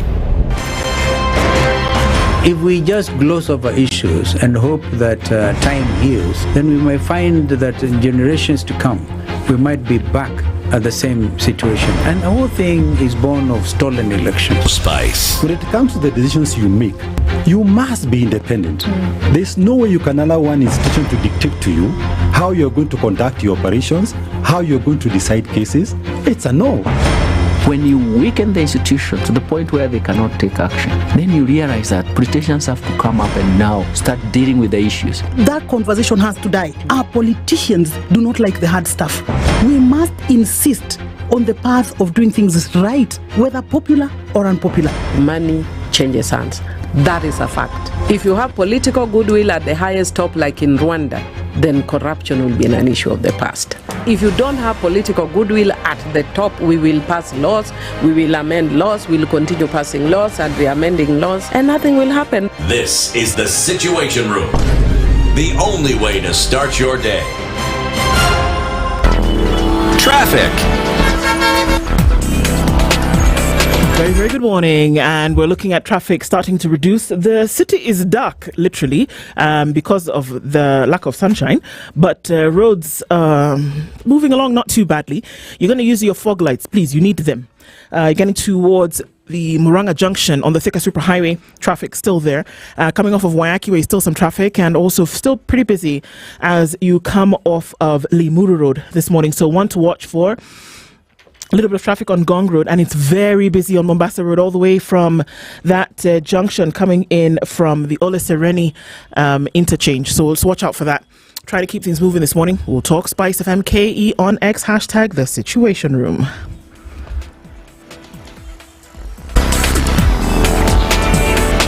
Mature, intelligent talk every morning. Spice up yourself.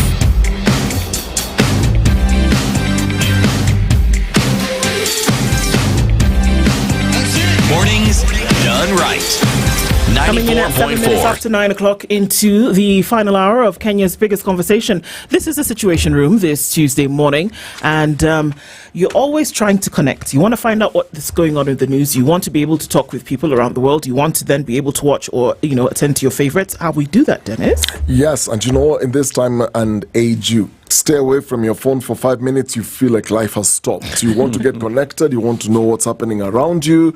If you can't get it anywhere else, you have it right on your phone. So the most frustrating thing is when you're trying to get it and the internet is holding you back. You can't because your stream is buffering, or when you're playing a game, there is a lag. Then listen up. I've got some 2 solid solutions from Safaricom depending on your vibe and where you live. Let's start with the power move, which is the Safaricom 5G. Now imagine you're in the city, you are just chilling in your apartment, and boom, you're surfing, streaming, gaming, all at crazy fast speeds up to 50 Mbps.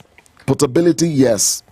This is the kind of router you carry around and stay online anywhere. I repeat, you can carry it anywhere. Mm-hmm. So it's in your home, the office, even inside your car. You can actually do it. You can go on TikTok, do your lives. You can go on YouTube, watch some video, watch The Situation Room this morning. You can go on Netflix, watch your favorite series. You can go on Facebook, chat with family and friends. No lag, it's just pure vibes. And the best part is it's only 2,999 Kenya shillings to just get you started. Whichever suits you. It's It's time to level up your internet experience with Safaricom. Visit any Safaricom shop, masoko.com, Naivas Supermarket, Quickmart Supermarket 100 hash, and make the switch for 5G. Safaricom feels good to be home. Indeed. And we're going to ask ourselves that babies, children, vaccinations up, ready? Yes, and they are the greatest source and any resource for the Republic, and the government has decided, you know what, because these are our greatest resource for the future, we must take care of them. And with that, we're talking about the measles and rubella that is being addressed. And now every child, as the government says, deserves a healthy start in life. But threats like typhoid and measles rubella still endanger our communities. Typhoid is a serious illness that spreads through contaminated food and water, causing high fever, stomach pain, and fatigue. Now, measles is highly contagious and can lead to severe complications, especially in young children. And symptoms that you should be looking at as a parent include high fever, persistent cough, red eyes, and body rash. But the good news is here, and the good news is this disease is preventable. Therefore, from the 5th to 14th of July 2025, the Ministry of Health will roll out a nationwide vaccination campaign. The campaign is ongoing, and that children aged 9 months to 14 years will receive the typhoid conjugate vaccine. Those aged 9 months to 14 years will receive the typhoid conjugate vaccine. Those aged 9 to 5 years will also get the measles rubella vaccine. All vaccines are safe, effective, and absolutely free. You'll find health workers and public facilities in markets, schools, and places of worship across the country. Let's protect our children, one child at a time. Visit the nearest vaccination center today. And the message is brought to you by UNICEF, WHO, and development partners, including having these conversations right here on Spice FM. Fantastic. We've been looking at a number of conversations through this Tuesday, and there have been conversations that continue in the country. One of them is around faith and religious organizations, but we're going to be looking into that with politics and public accountability. Joining us this morning is the regional chair of the National Council of Churches of Kenya. That is Reverend Dr. Alphonse Kanga. Good morning. Morning. How are you? Good to see you. Thank you. Good to see you too. And we're glad that you joined us in the room this morning. Many conversations swirling, like we've said. That's our phrase for this Tuesday. And we want to then be pointed to ask, which way are we going? And when it comes to public accountability, who is accountable? Sometimes we only think that it's those in government who are accountable, but, it would appear as though there's more. Dennis would like to welcome you today with today's proverb. He'll tell you where it's from, and we'd like to hear your interpretation of it. The proverb comes from Kenya, a beautiful country, a beautiful people, different ethnic groups, but people who unite and speak one language. Our athletes continue to fly our flag high, breaking records left, right, center. Our tourism, one of the best in the world. Talk about the wonders of the wild beast migration. Look at our mountains, our lakes, and the agriculture that the country continues to celebrate. But that notwithstanding, we equally have our own internal problems, and one would only hope that we get to solve these issues and Kenya gets to be the pride of Africa as it should be. But our proverb of the day today: a child who is not embraced by the village will burn it down to feel its warmth. A child who is not embraced by the village will burn it down to feel its warmth. How would you interpret that? Yes, let me begin by saying thank you for inviting me today. And just before I begin, it's a very difficult moment in the Republic of Kenya, where we all say that we lift our nation to God. And not only lifting our nation to God, and that God may bring healing, especially those that were affected yesterday. And these are our children. As you say, they are our children. They are part of the nation. And that child must be taken care of. A child must be brought up both mind, spirit, and soul. If you don't want to get in trouble tomorrow with that child, if you don't take care of him yesterday, he'll take care of you tomorrow. And if you don't take care of him yesterday, what you didn't do yesterday will affect him today. So left or right, the child belongs to you. And so what you experience today is just what you did yesterday. And the child is part of you. We in the religious part of it, we say, the child is me minus salvation. So if my child is a thug, it just means I am a thug when I'm not saved. And so the child is just an outcome of what the parent is. Nothing much. After all, from the faith point of it, the Bible does not say teachers teach children.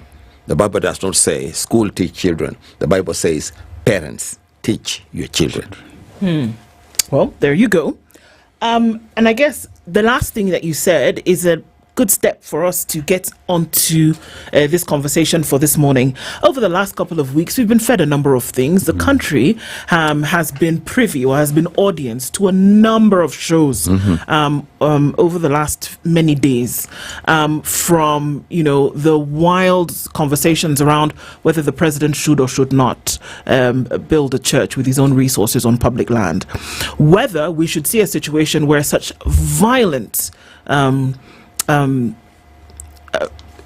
activities are taking place around the country, where they're dead, where there are young people who've lost their lives even before they get to their prime. And we're talking about public accountability. And we want, as human beings, to point fingers, isn't it? We want to say, well, it's that person's fault. And if that person weren't doing what they were doing, then perhaps we would not be in this mess. Do we have collective public accountability when it comes to the issues that we are facing? From the perspective of the National Council of Churches of Kenya, is it everybody, or is there one person or group of people with whom the buck stops? Let him begin just from the word go, it's everybody. Okay. Why? Religion is for all of us. Now, accountability is for all of us. If when it comes to faith and accountability, there are two things. What is faith? In the way I go to church, in theology, we say there's something called liturgy. Liturgy is both formal liturgy. Formal liturgy is what we do on Sundays when we are worshiping. Informal liturgy is what we are involved in. When you are cooking ugali, when you are making kidheri, that's informal liturgy. The way you do it, it must reflect your faith. When you are serving God everywhere. So when we talk of those things that are happening, actually they tell you where we are as far as faith is concerned. Your faith is seen in your action. Faith is something you see when somebody is acting. It's not just the drama that we are involved in. It's not just the decoration. When we talk of building of a church is decoration. But there is the inner thing. There is the software. The software is what you do on a daily basis. So there's a discussion here of, should we build a church? Should we not build a church? Yes.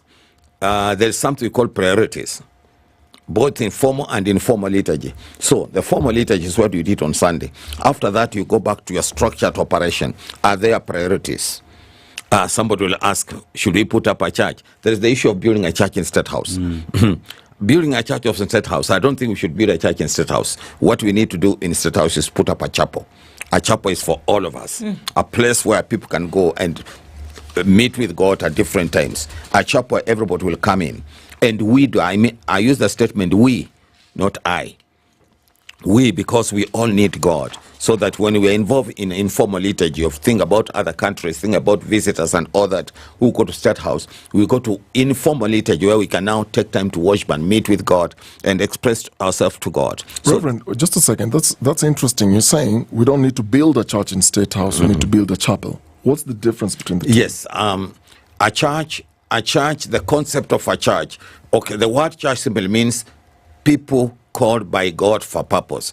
Where people are, the church is there.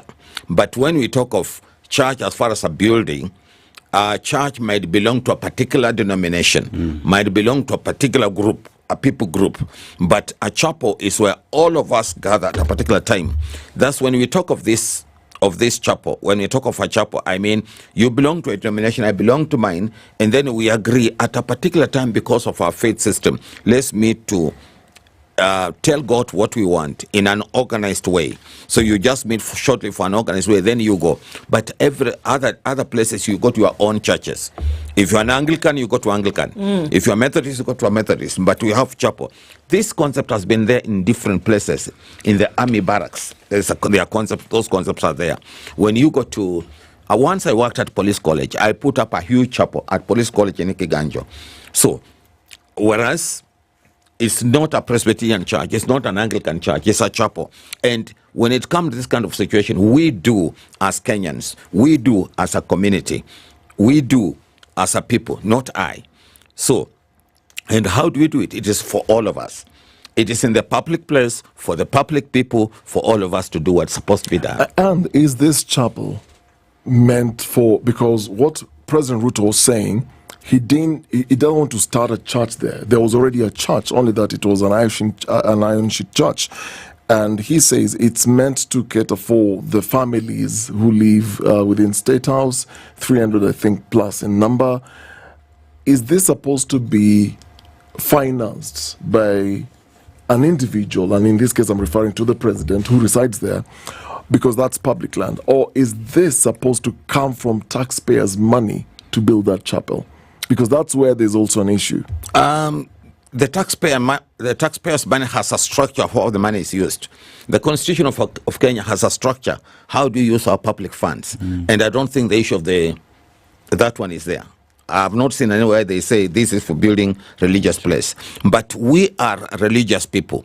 If we meet and agree we are going to put up a chapel in this studio, we are going to destine it a place for worship, a place where people can go. And when you are speaking here, you can move there and worship. It becomes a chapel.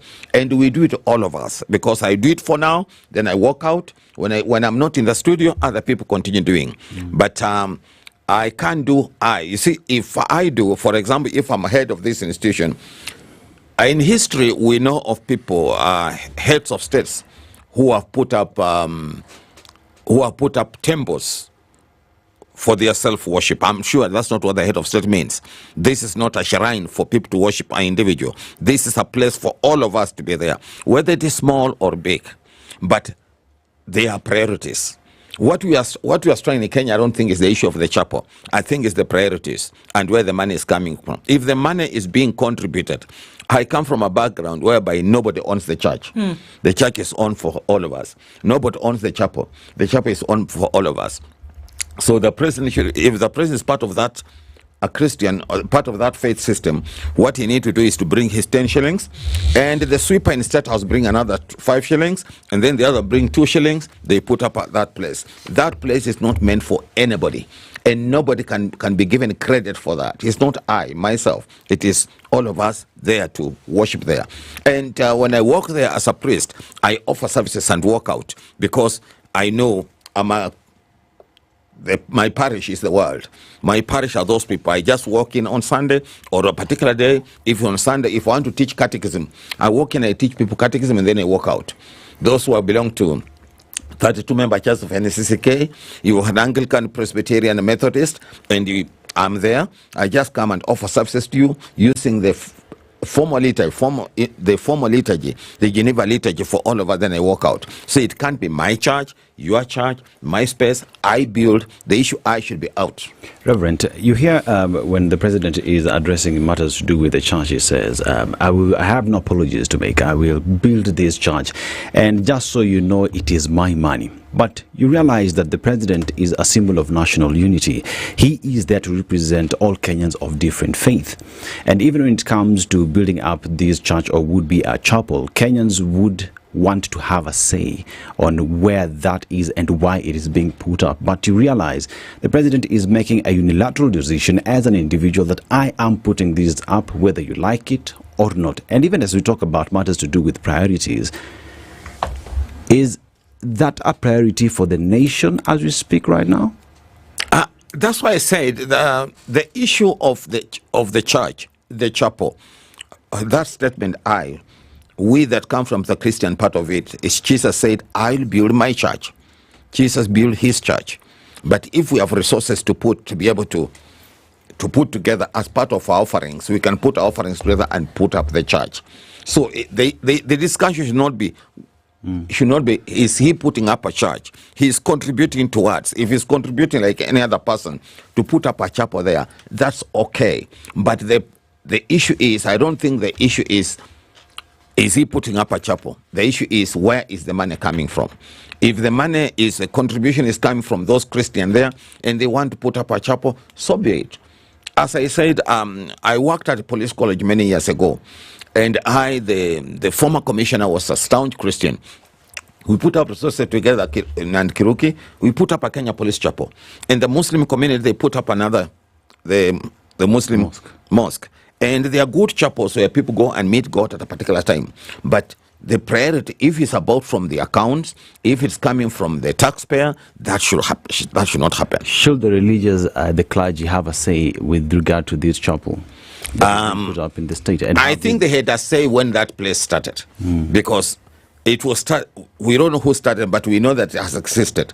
It has existed as space, an old space where they used to do that. So if it's renovating that place, I don't find a big issue. But if the money is coming from the taxpayer, no. I mean, just to put it into context, because you've brought the element of chapel, which I'd not thought about, but I'm looking at just other examples. So now in Kenya, what we have and what the president is suggesting is to put up a church. He's going to use his own money to put it up, and he said he wants to put up a decent structure for the house of God because he's living in one. And he said if he goes to heaven and God asks him the question, what does he want us to... How would you respond? Yes. So you look at United Kingdom, the Buckingham Palace contains a private chapel. So this is basically for royal christenings and private services for the sovereign and the family. Spain, the Royal Palace of Madrid houses the Royal Chapel. We go to Zambia, just here in Africa. They host regular prayer meetings for the president, the staff, and invited congregations. They also have a state house chapel. That's what they're calling it. We go to Ethiopia. It is the same thing. We go to Ghana. They have a chapel alongside the residential quarters and offices. So they use that space for that same reason. In Nigeria, they also have, actually call it Villa Chapel. Yes. So then the concept of chapel is okay, but the concept of then now designating it to a church is you're reducing it to a denomination. That's where the problem is. And that's what we are saying. Those are chapels, but also as a Christian, theological, I'll be uncomfortable to say that this is a chapel to pray for a particular person. It's a chapel to pray for the nation. Our national anthem begins by Mungu, you are our strength. May justice be a defender. If it's a place where we need to go and consult God when injustice is there, we need to go and consult God when we think things are not doing right, then that would be very comfortable. It would be a big issue as far as I'm concerned. But when it comes to a denomination, then every denomination has structures. Every denomination has governments. So within what government of the denomination will we talk about that chapel? If the Anglican have a particular bishop and all that, or the Presbyterian has the moderator, which I am one of them, the Pentecostal has what they call it, the superintendents. So you don't come up to all those things. But if it's a chapel for all of us, we meet again. The Pentecostal, the Presbyterian, the Anglicans, we all meet and just worship God at a particular time. But again, the resources that goes in might depend to every nation and different constitution of every nation. In our country, I don't think there's a place we say this is money for construction of churches. And if it's construction of the churches, the dedication of that church, then we need to, who is supposed to do the dedication? Maybe dedication will be done by all of us in the religious council. It will be done by the NCCK, where we bring all the together. But it's not an individual. I should be out when it comes to the presence of God. So because God is supreme. Yeah, so I mean, a good friend of ours previously would say, well, it's good that things like this happen, because then what it does is that it puts discourse like this into the public arena. Yes. That had something like this actually not happened, we would not be having these conversations around the method and the manner in which these things actually should be carried out. Yes. Right? So we wouldn't have the discourse. People would not give their opinion. People would That's true. It would not get us to the place where we're having these conversations. So for us to say that it should cut across denomination, it should cut across, essentially, there should be a place where, and that's what it was, that you can actually come and bring the issues of the nation, in a solemn moment. Yes. That's what it should be. And it's possible that perhaps it was not common knowledge and not to everybody. Yes, but remember, the president is not the bishop. Exactly, and that's what I'm saying. Perhaps it was not common knowledge to everybody, and that's all encompassing in terms of individuals, including the president. So it's possible that we have these conversations, and they're enlightening conversations, and in terms of the point of knowledge, to say, look, maybe you are off on a point of a mistake. And then why we talk about it and put it in the public arena is that so that we can circle back on what these things are meant to be. So, having said that, can there really be separation of religion and state? Can there really be? I don't know what you mean by really. As far as I know, the church and the state works like two sisters. The church and the state, they are two sisters doing the same thing, but they meet somewhere. The responsibility of the church is to serve humanity. The state serves humanity. Like we in the NCCK, we are in the National Council of Churches for wananchi, which means people are a priority to us. What happens to wananchi is so important to us because what you do to wananchi, you are doing to God. And so, what the state does to wananchi, they are doing to God. Are there separation? The separation, they are just two sisters born with the same mother. Okay. And their mother is God. All right. And we are doing the same thing so that men and women should live in integrity, should have integrity, should be able to face God, to meet God, and do what God has called us to do. Okay. The state has been called to serve God. The church has been called to serve God, and we serve together. We are not the boss of the other. The state is not the boss of the church, and the church is not the boss of the state, but they are two sisters working together, and they need to agree. And so, right now I'm wondering, there is that big issue about the chapel and the man of the chapel. I wish people will be asking, where are we getting money for empowerment? What is empowerment? What's the source of empowerment? Is it part of our budget? Is the empowerment is the budget? What is this we are trying to do when you talk of empowerment? Is it by just buying some legit, or what is it? But the issue of the chapel, to me, the chapel, the head of state brings, not as the head of state, but as a Christian, for his faith system. It's him and his family. Actually, it's not his money. Him and his family, me and my family, you and your family, put money together. Just the head of state quoted a scripture. He quoted a scripture in Haggai, chapter 1, verse 4, where he said, go to the mountain, bring logs, let's put up a chapel for God.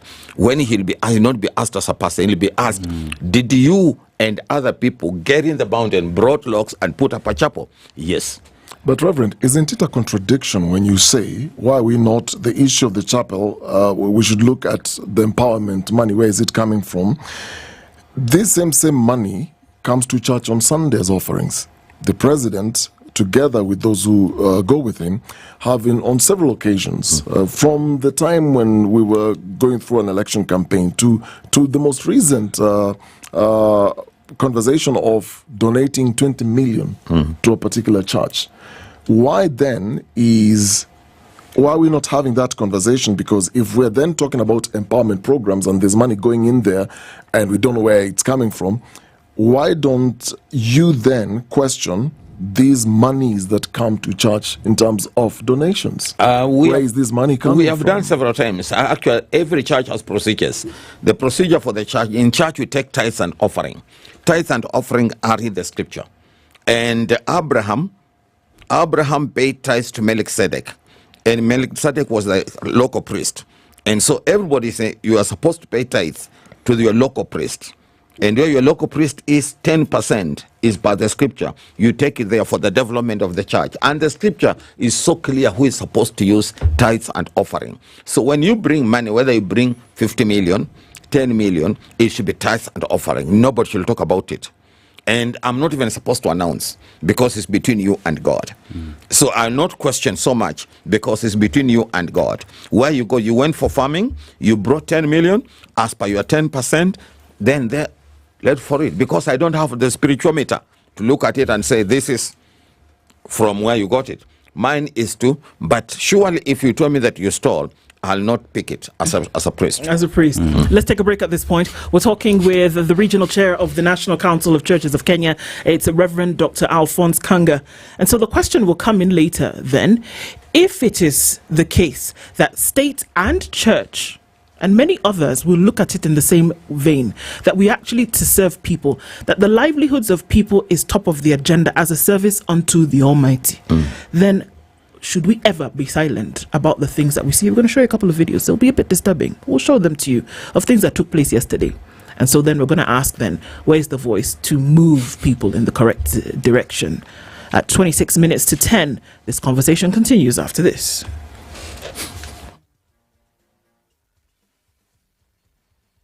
This is the Situation Room, the only way to start your day. The Ministry of Health is conducting a typhoid and measles rubella vaccination campaign in all the 47 counties from 5th to 14th July 2025. The typhoid vaccine will be administered to children aged 9 months to 14 years. The measles rubella vaccine will be administered to children aged 9 months to 5 years. These vaccines are safe, effective, and available free of charge at all health facilities, schools, markets, and places of worship near you. Typhoid is a serious disease that spreads through contaminated food and water. Maintain safe water and sanitation even after receiving the typhoid vaccine. Measles is highly contagious. It can cause severe complications and even death. Vaccination against measles offers the best protection against the disease. Let's protect our children from typhoid and measles rubella. This message is brought to you by the Ministry of Health in collaboration with UNICEF and the World Health Organization. The weather with Spice FM. All right, let's see how the weather's changed this morning, and we are still looking at cloudy conditions in Nairobi at 18. It's 18 and sunny in Nakuru and 17 and partly sunny in Njeri. It's 21 and cloudy in Eldoret, while Mombasa is sunny at 26. It's 27 and sunny in Malindi. Kisumu is partly sunny at 24, while Kakamega at 21 is cloudy. Kampala sunny at 22 and sunny at 24 in Dar es Salaam. 6 degrees and slightly warmer in a sunny Johannesburg, and Mogadishu is sunny at 27. The rain is coming down in sheets at 16 in Addis Ababa. It's light rain now continuing in Lagos at 27 beyond the showers, and at 22 Kinshasa is cloudy. Mostly cloudy at 30 into Beijing, while it's partly sunny at 15 in Paris. It is mostly sunny at 14 into London. Clear skies in a 25 degree London. I beg your pardon, New York.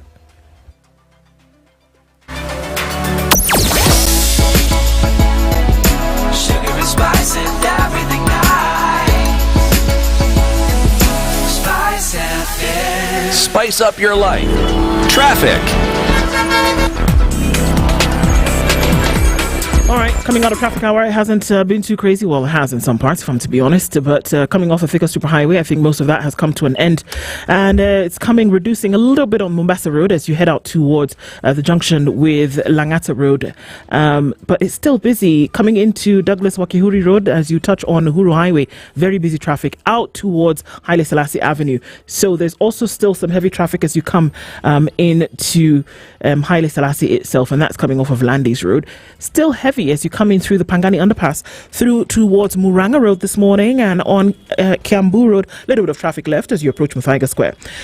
So that's what we're looking at this morning. We'll keep an eye on things through the morning. Talk to us and keep it moving. Spice FM KE on X. Mature, intelligent talk every morning. Spice up yourself.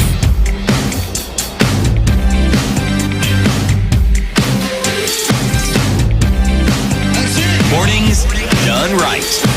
94.4 Spice FM, Nairobi. And we're holding it with the regional with the regional chair of the NCCK, which is the National Churches of Council of Churches of Kenya. And so we ask oftentimes, and much too often, the question arises that then where is the voice of the church? And I know that in some cases we've heard it a lot more.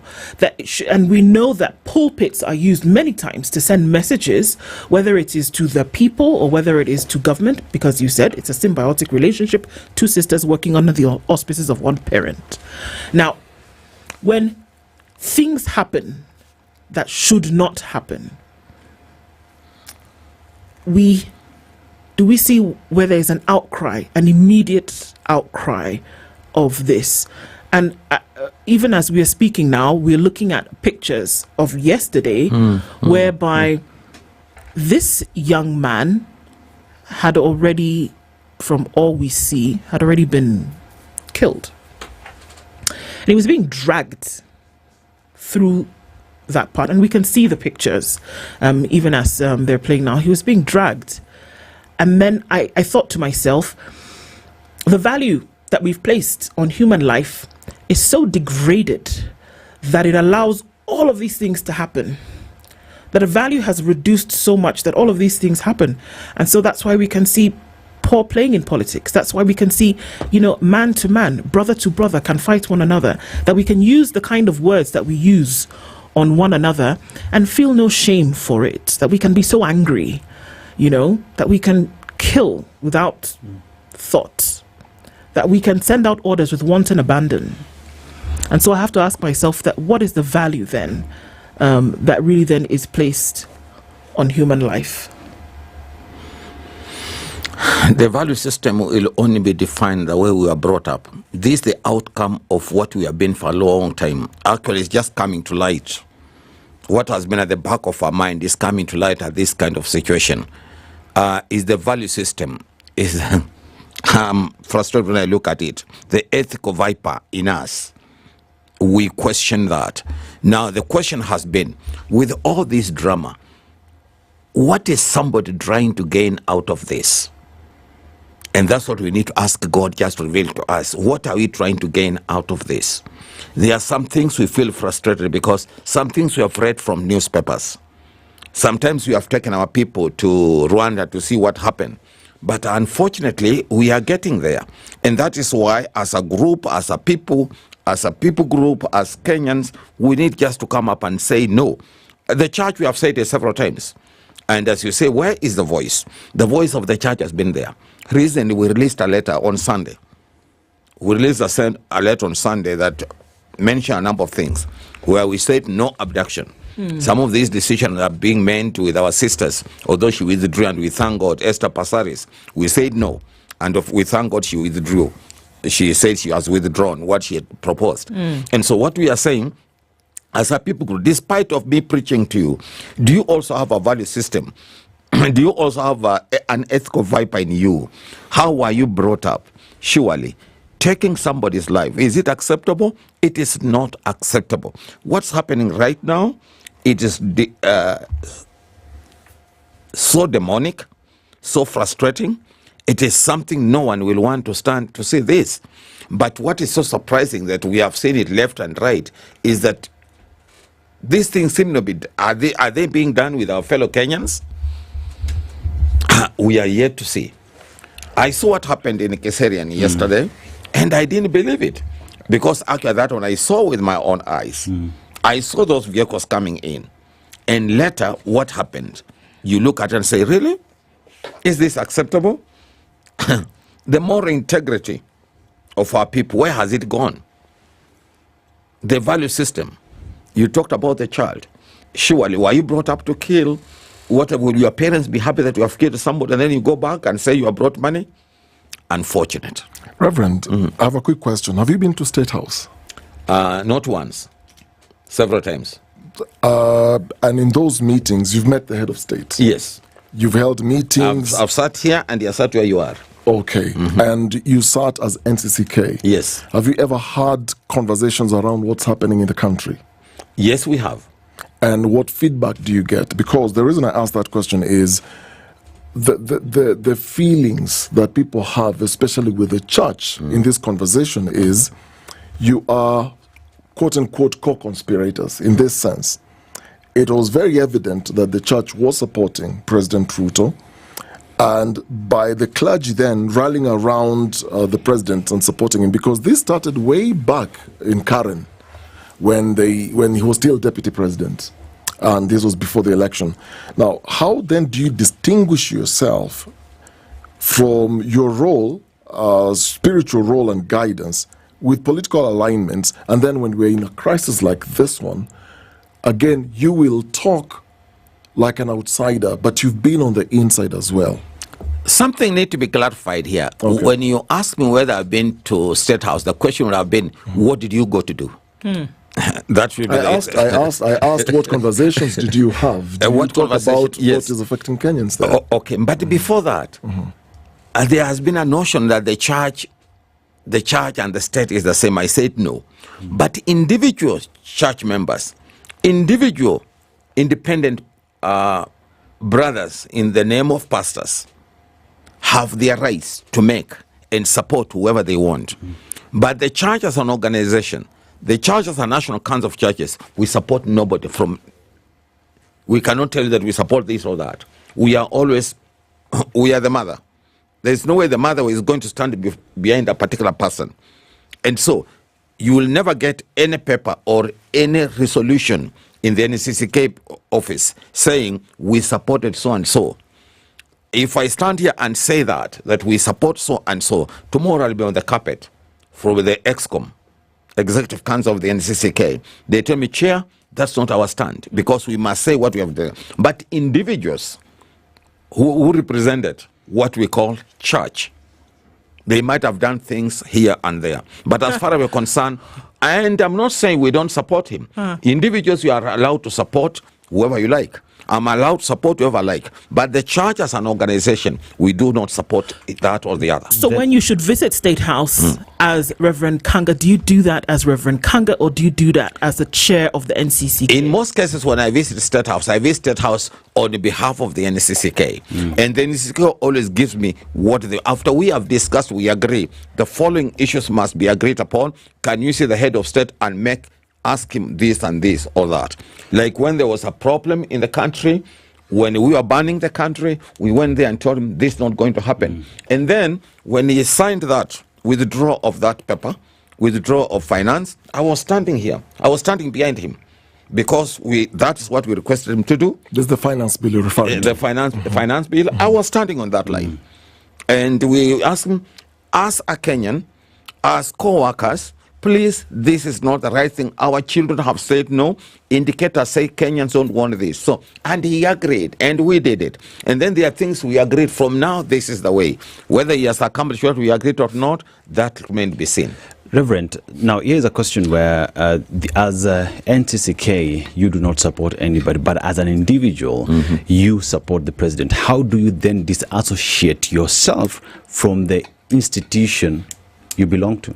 I didn't say as an individual I support the president. I say as an individual I have a right. Example. As an individual I support what my mind says. The person that agrees to support. Yes. How would you disassociate yourself from the questions being asked by Kenyans that the church is part of the problem? How do I disassociate? You can ask me, who did you support? Did I support him? Am I supporting him? I cannot get out of it. Just like all of us Kenyans, we cannot get out of this, because we are all in it.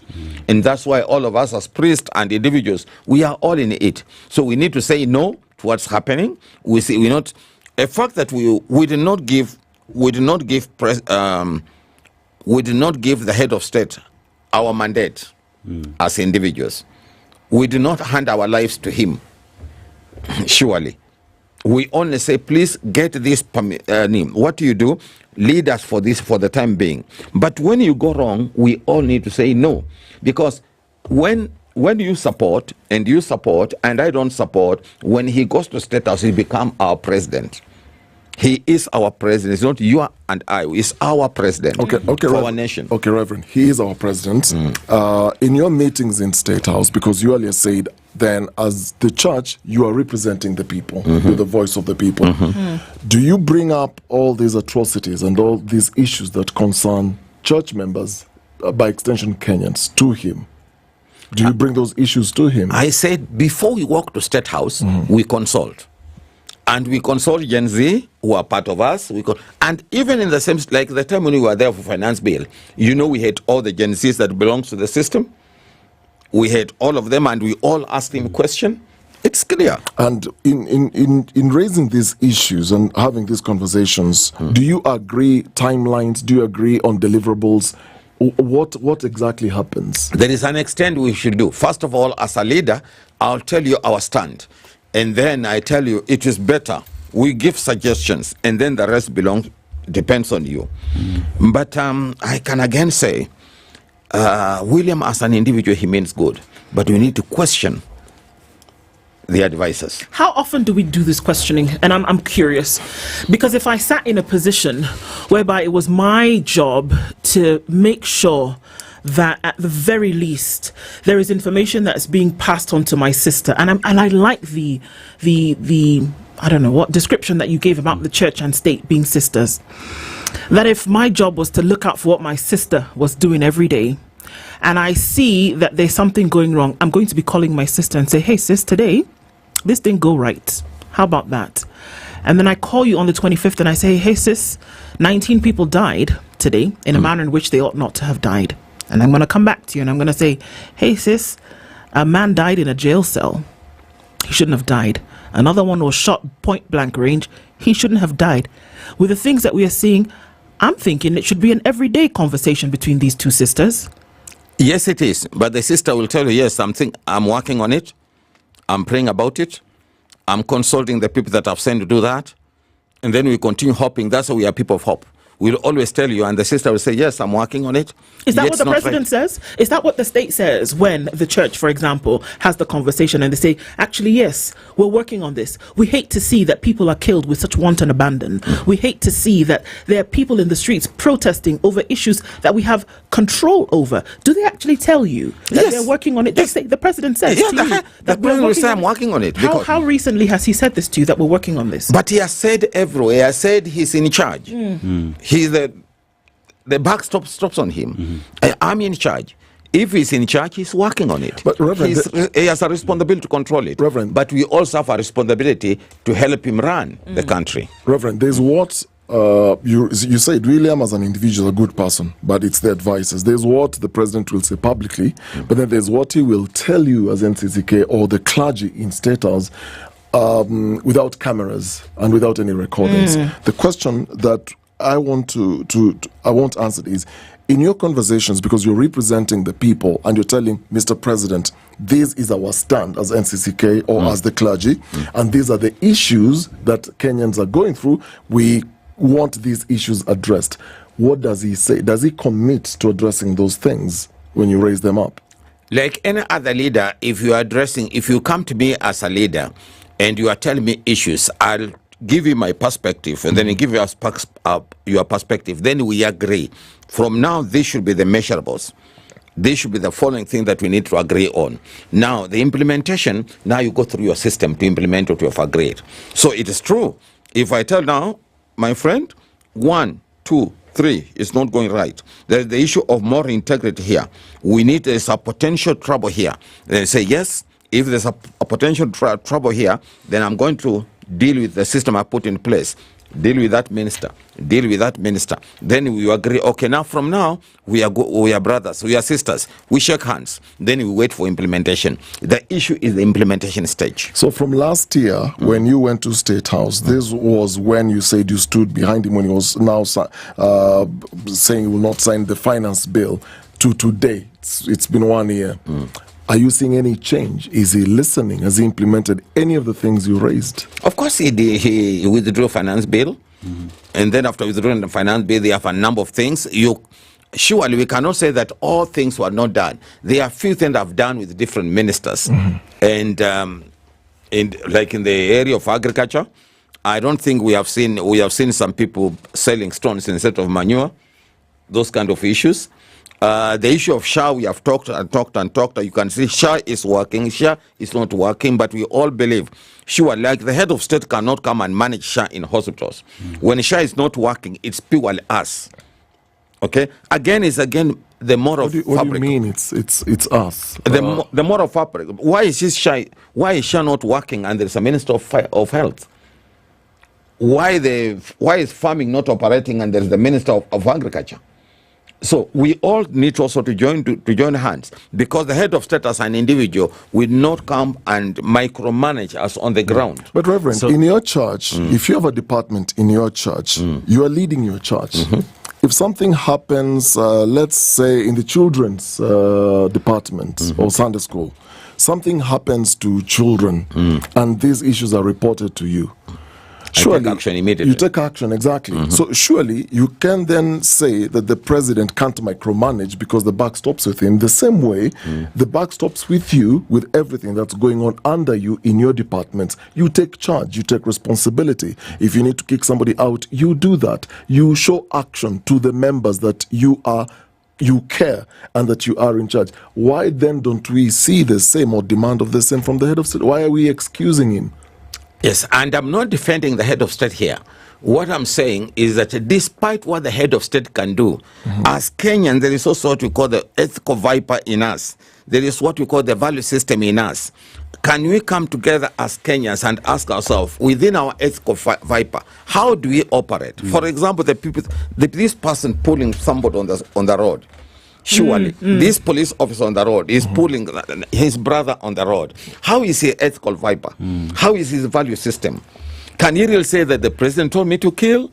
Surely, heaven is for you as individual.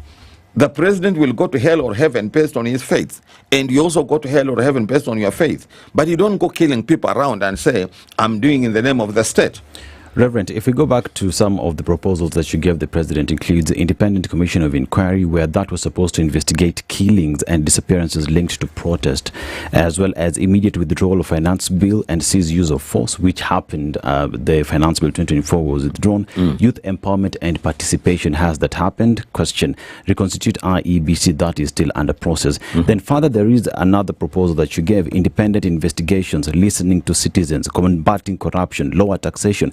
If you look at all these proposals that you gave to the president, one would say 90% of these have not been implemented, which asks the question, is the church really being listened to and heard by the president? They normally say there is work in progress. We'll always say there's work in progress, but that does not stop us from asking again and asking, because we have a responsibility. I said we are two sisters, and the sisters will always ask the sister, is work in progress? How far has it gone? Are you satisfied with the position of work in progress? Yes. Not really. Okay. What do we do about it? I imagine that in the private sector, the corporate sector, we hear, what are these things they say? PIP. Those ones. But they only give you a certain period of time. There's a 3 months, there's 6 months. After that time, you should have proven yourself. The measurables. The measurables. Or the KPIs, right? Key performance indicators. And at some point, somebody would have said, you know what, this can be a work in progress, or you can have an I'll get back to you kind of thing. And without you showing me that there's actually, it's not as though you're waiting for money and the money has not come. This is very different. That there are things that you can actually do to bring about a change. And if this person who is supposed to be your moral compass, or at least the person who's supposed to keep you diligent or righteous in your pursuit of this progress, if they don't show it, do we see the registering of dissatisfaction with that position? What it looks like to the people is that there's a visit to State House, and that there is a happy lunch, and then, you know, everybody goes home, and then we come back and have this conversation when a body's dragged in the street like what we saw yesterday, and then everybody's up in arms. That there needs to be the constant, progressive, repetitive action whereby I'm in your ear every day and I say, look, Kenyans are not happy. And I can tell you we are doing that. That's why you hear the Catholic bishop speak from this side, the NCCK speak from this side, and we are talking about the same thing. Like now the letter we released on Sunday, we are talking about it, and we are hoping you also have ears. And again, I'm saying, Kenyans, there are issues that stand on our way. For example, justice. Justice, our defender. Are we practicing justice? Haki iwe ngao. Na ulinzi. Where is haki? Haki cannot be exercised by an individual. Haki should be exercised by the system we have put in place. There is something in this country that we need to deal with. There is what we call I in every constitutional bodies. Independent police, independent commissions, the independent commission, independent judiciary. All those systems that were put in place for management, the head of state superintends those independents, but those independent have people that have some value system, that have ethical systems in themselves. If they have those, so this eye in those independent commission need to be put in place. And also, don't let the church alone, don't let the religious community alone talk. You also have a responsibility to ask your brothers, because I'm talking here and you are my member on Sunday, and you are the person in charge of Judiciary. Now, when I ask my brother, are you really independent? You know, Reverend, when you talk about Kenyans speaking, they're speaking on the streets, even the members are speaking. But with that notwithstanding, NCCK is having these discussions. The president proposals have been given, they've not been implemented. Can NCCK, or does NCCK have powers to move their members and say, Mr. President, because we've given you proposals, you have not implemented them, we stop granting you access or giving you audience until that time you've implemented what we've given you, because nothing seems to be moving? There is a system. No, something is moving. You can't say nothing. Something is moving. There is a system of operation of the church. And remember, the church is not the only institution in Kenya that need to be doing. We have different arms of the society that makes things are working. So when the church feels things are not going back, our responsibility as Christians, the Bible says, continue preaching. Martin Luther King spoke and said, I have a dream. I have a dream. I have a dream. In that repetitive, we are hoping that as we say, I have a dream, accompanied by the Holy Spirit, somebody is able to change. So there is work in progress, and the power of the Holy Spirit is also working around us. And so with that, we are expecting change and things to work. But it's becoming critical, especially when we see bodies being drawn on the highway. Is critical impossible? No, there's nothing impossible with God. Okay. It is critical, but God is the zero factor is the operation of God's presence. So within a short time, God will come and intervene, and soon and very soon. It's critical for those conversations to happen now, and for us to see a movement on the needle. Reverend Dr. Alphonse Kanga is a regional chair of the National Council of Churches and has been our guest this hour. Thank you so much for being here this morning. Thank you. Thank you for being part of Kenya's biggest conversation into this Tuesday, and we keep the conversations alive, and thank you for being here and part of those. Good morning. It's 10 a.m.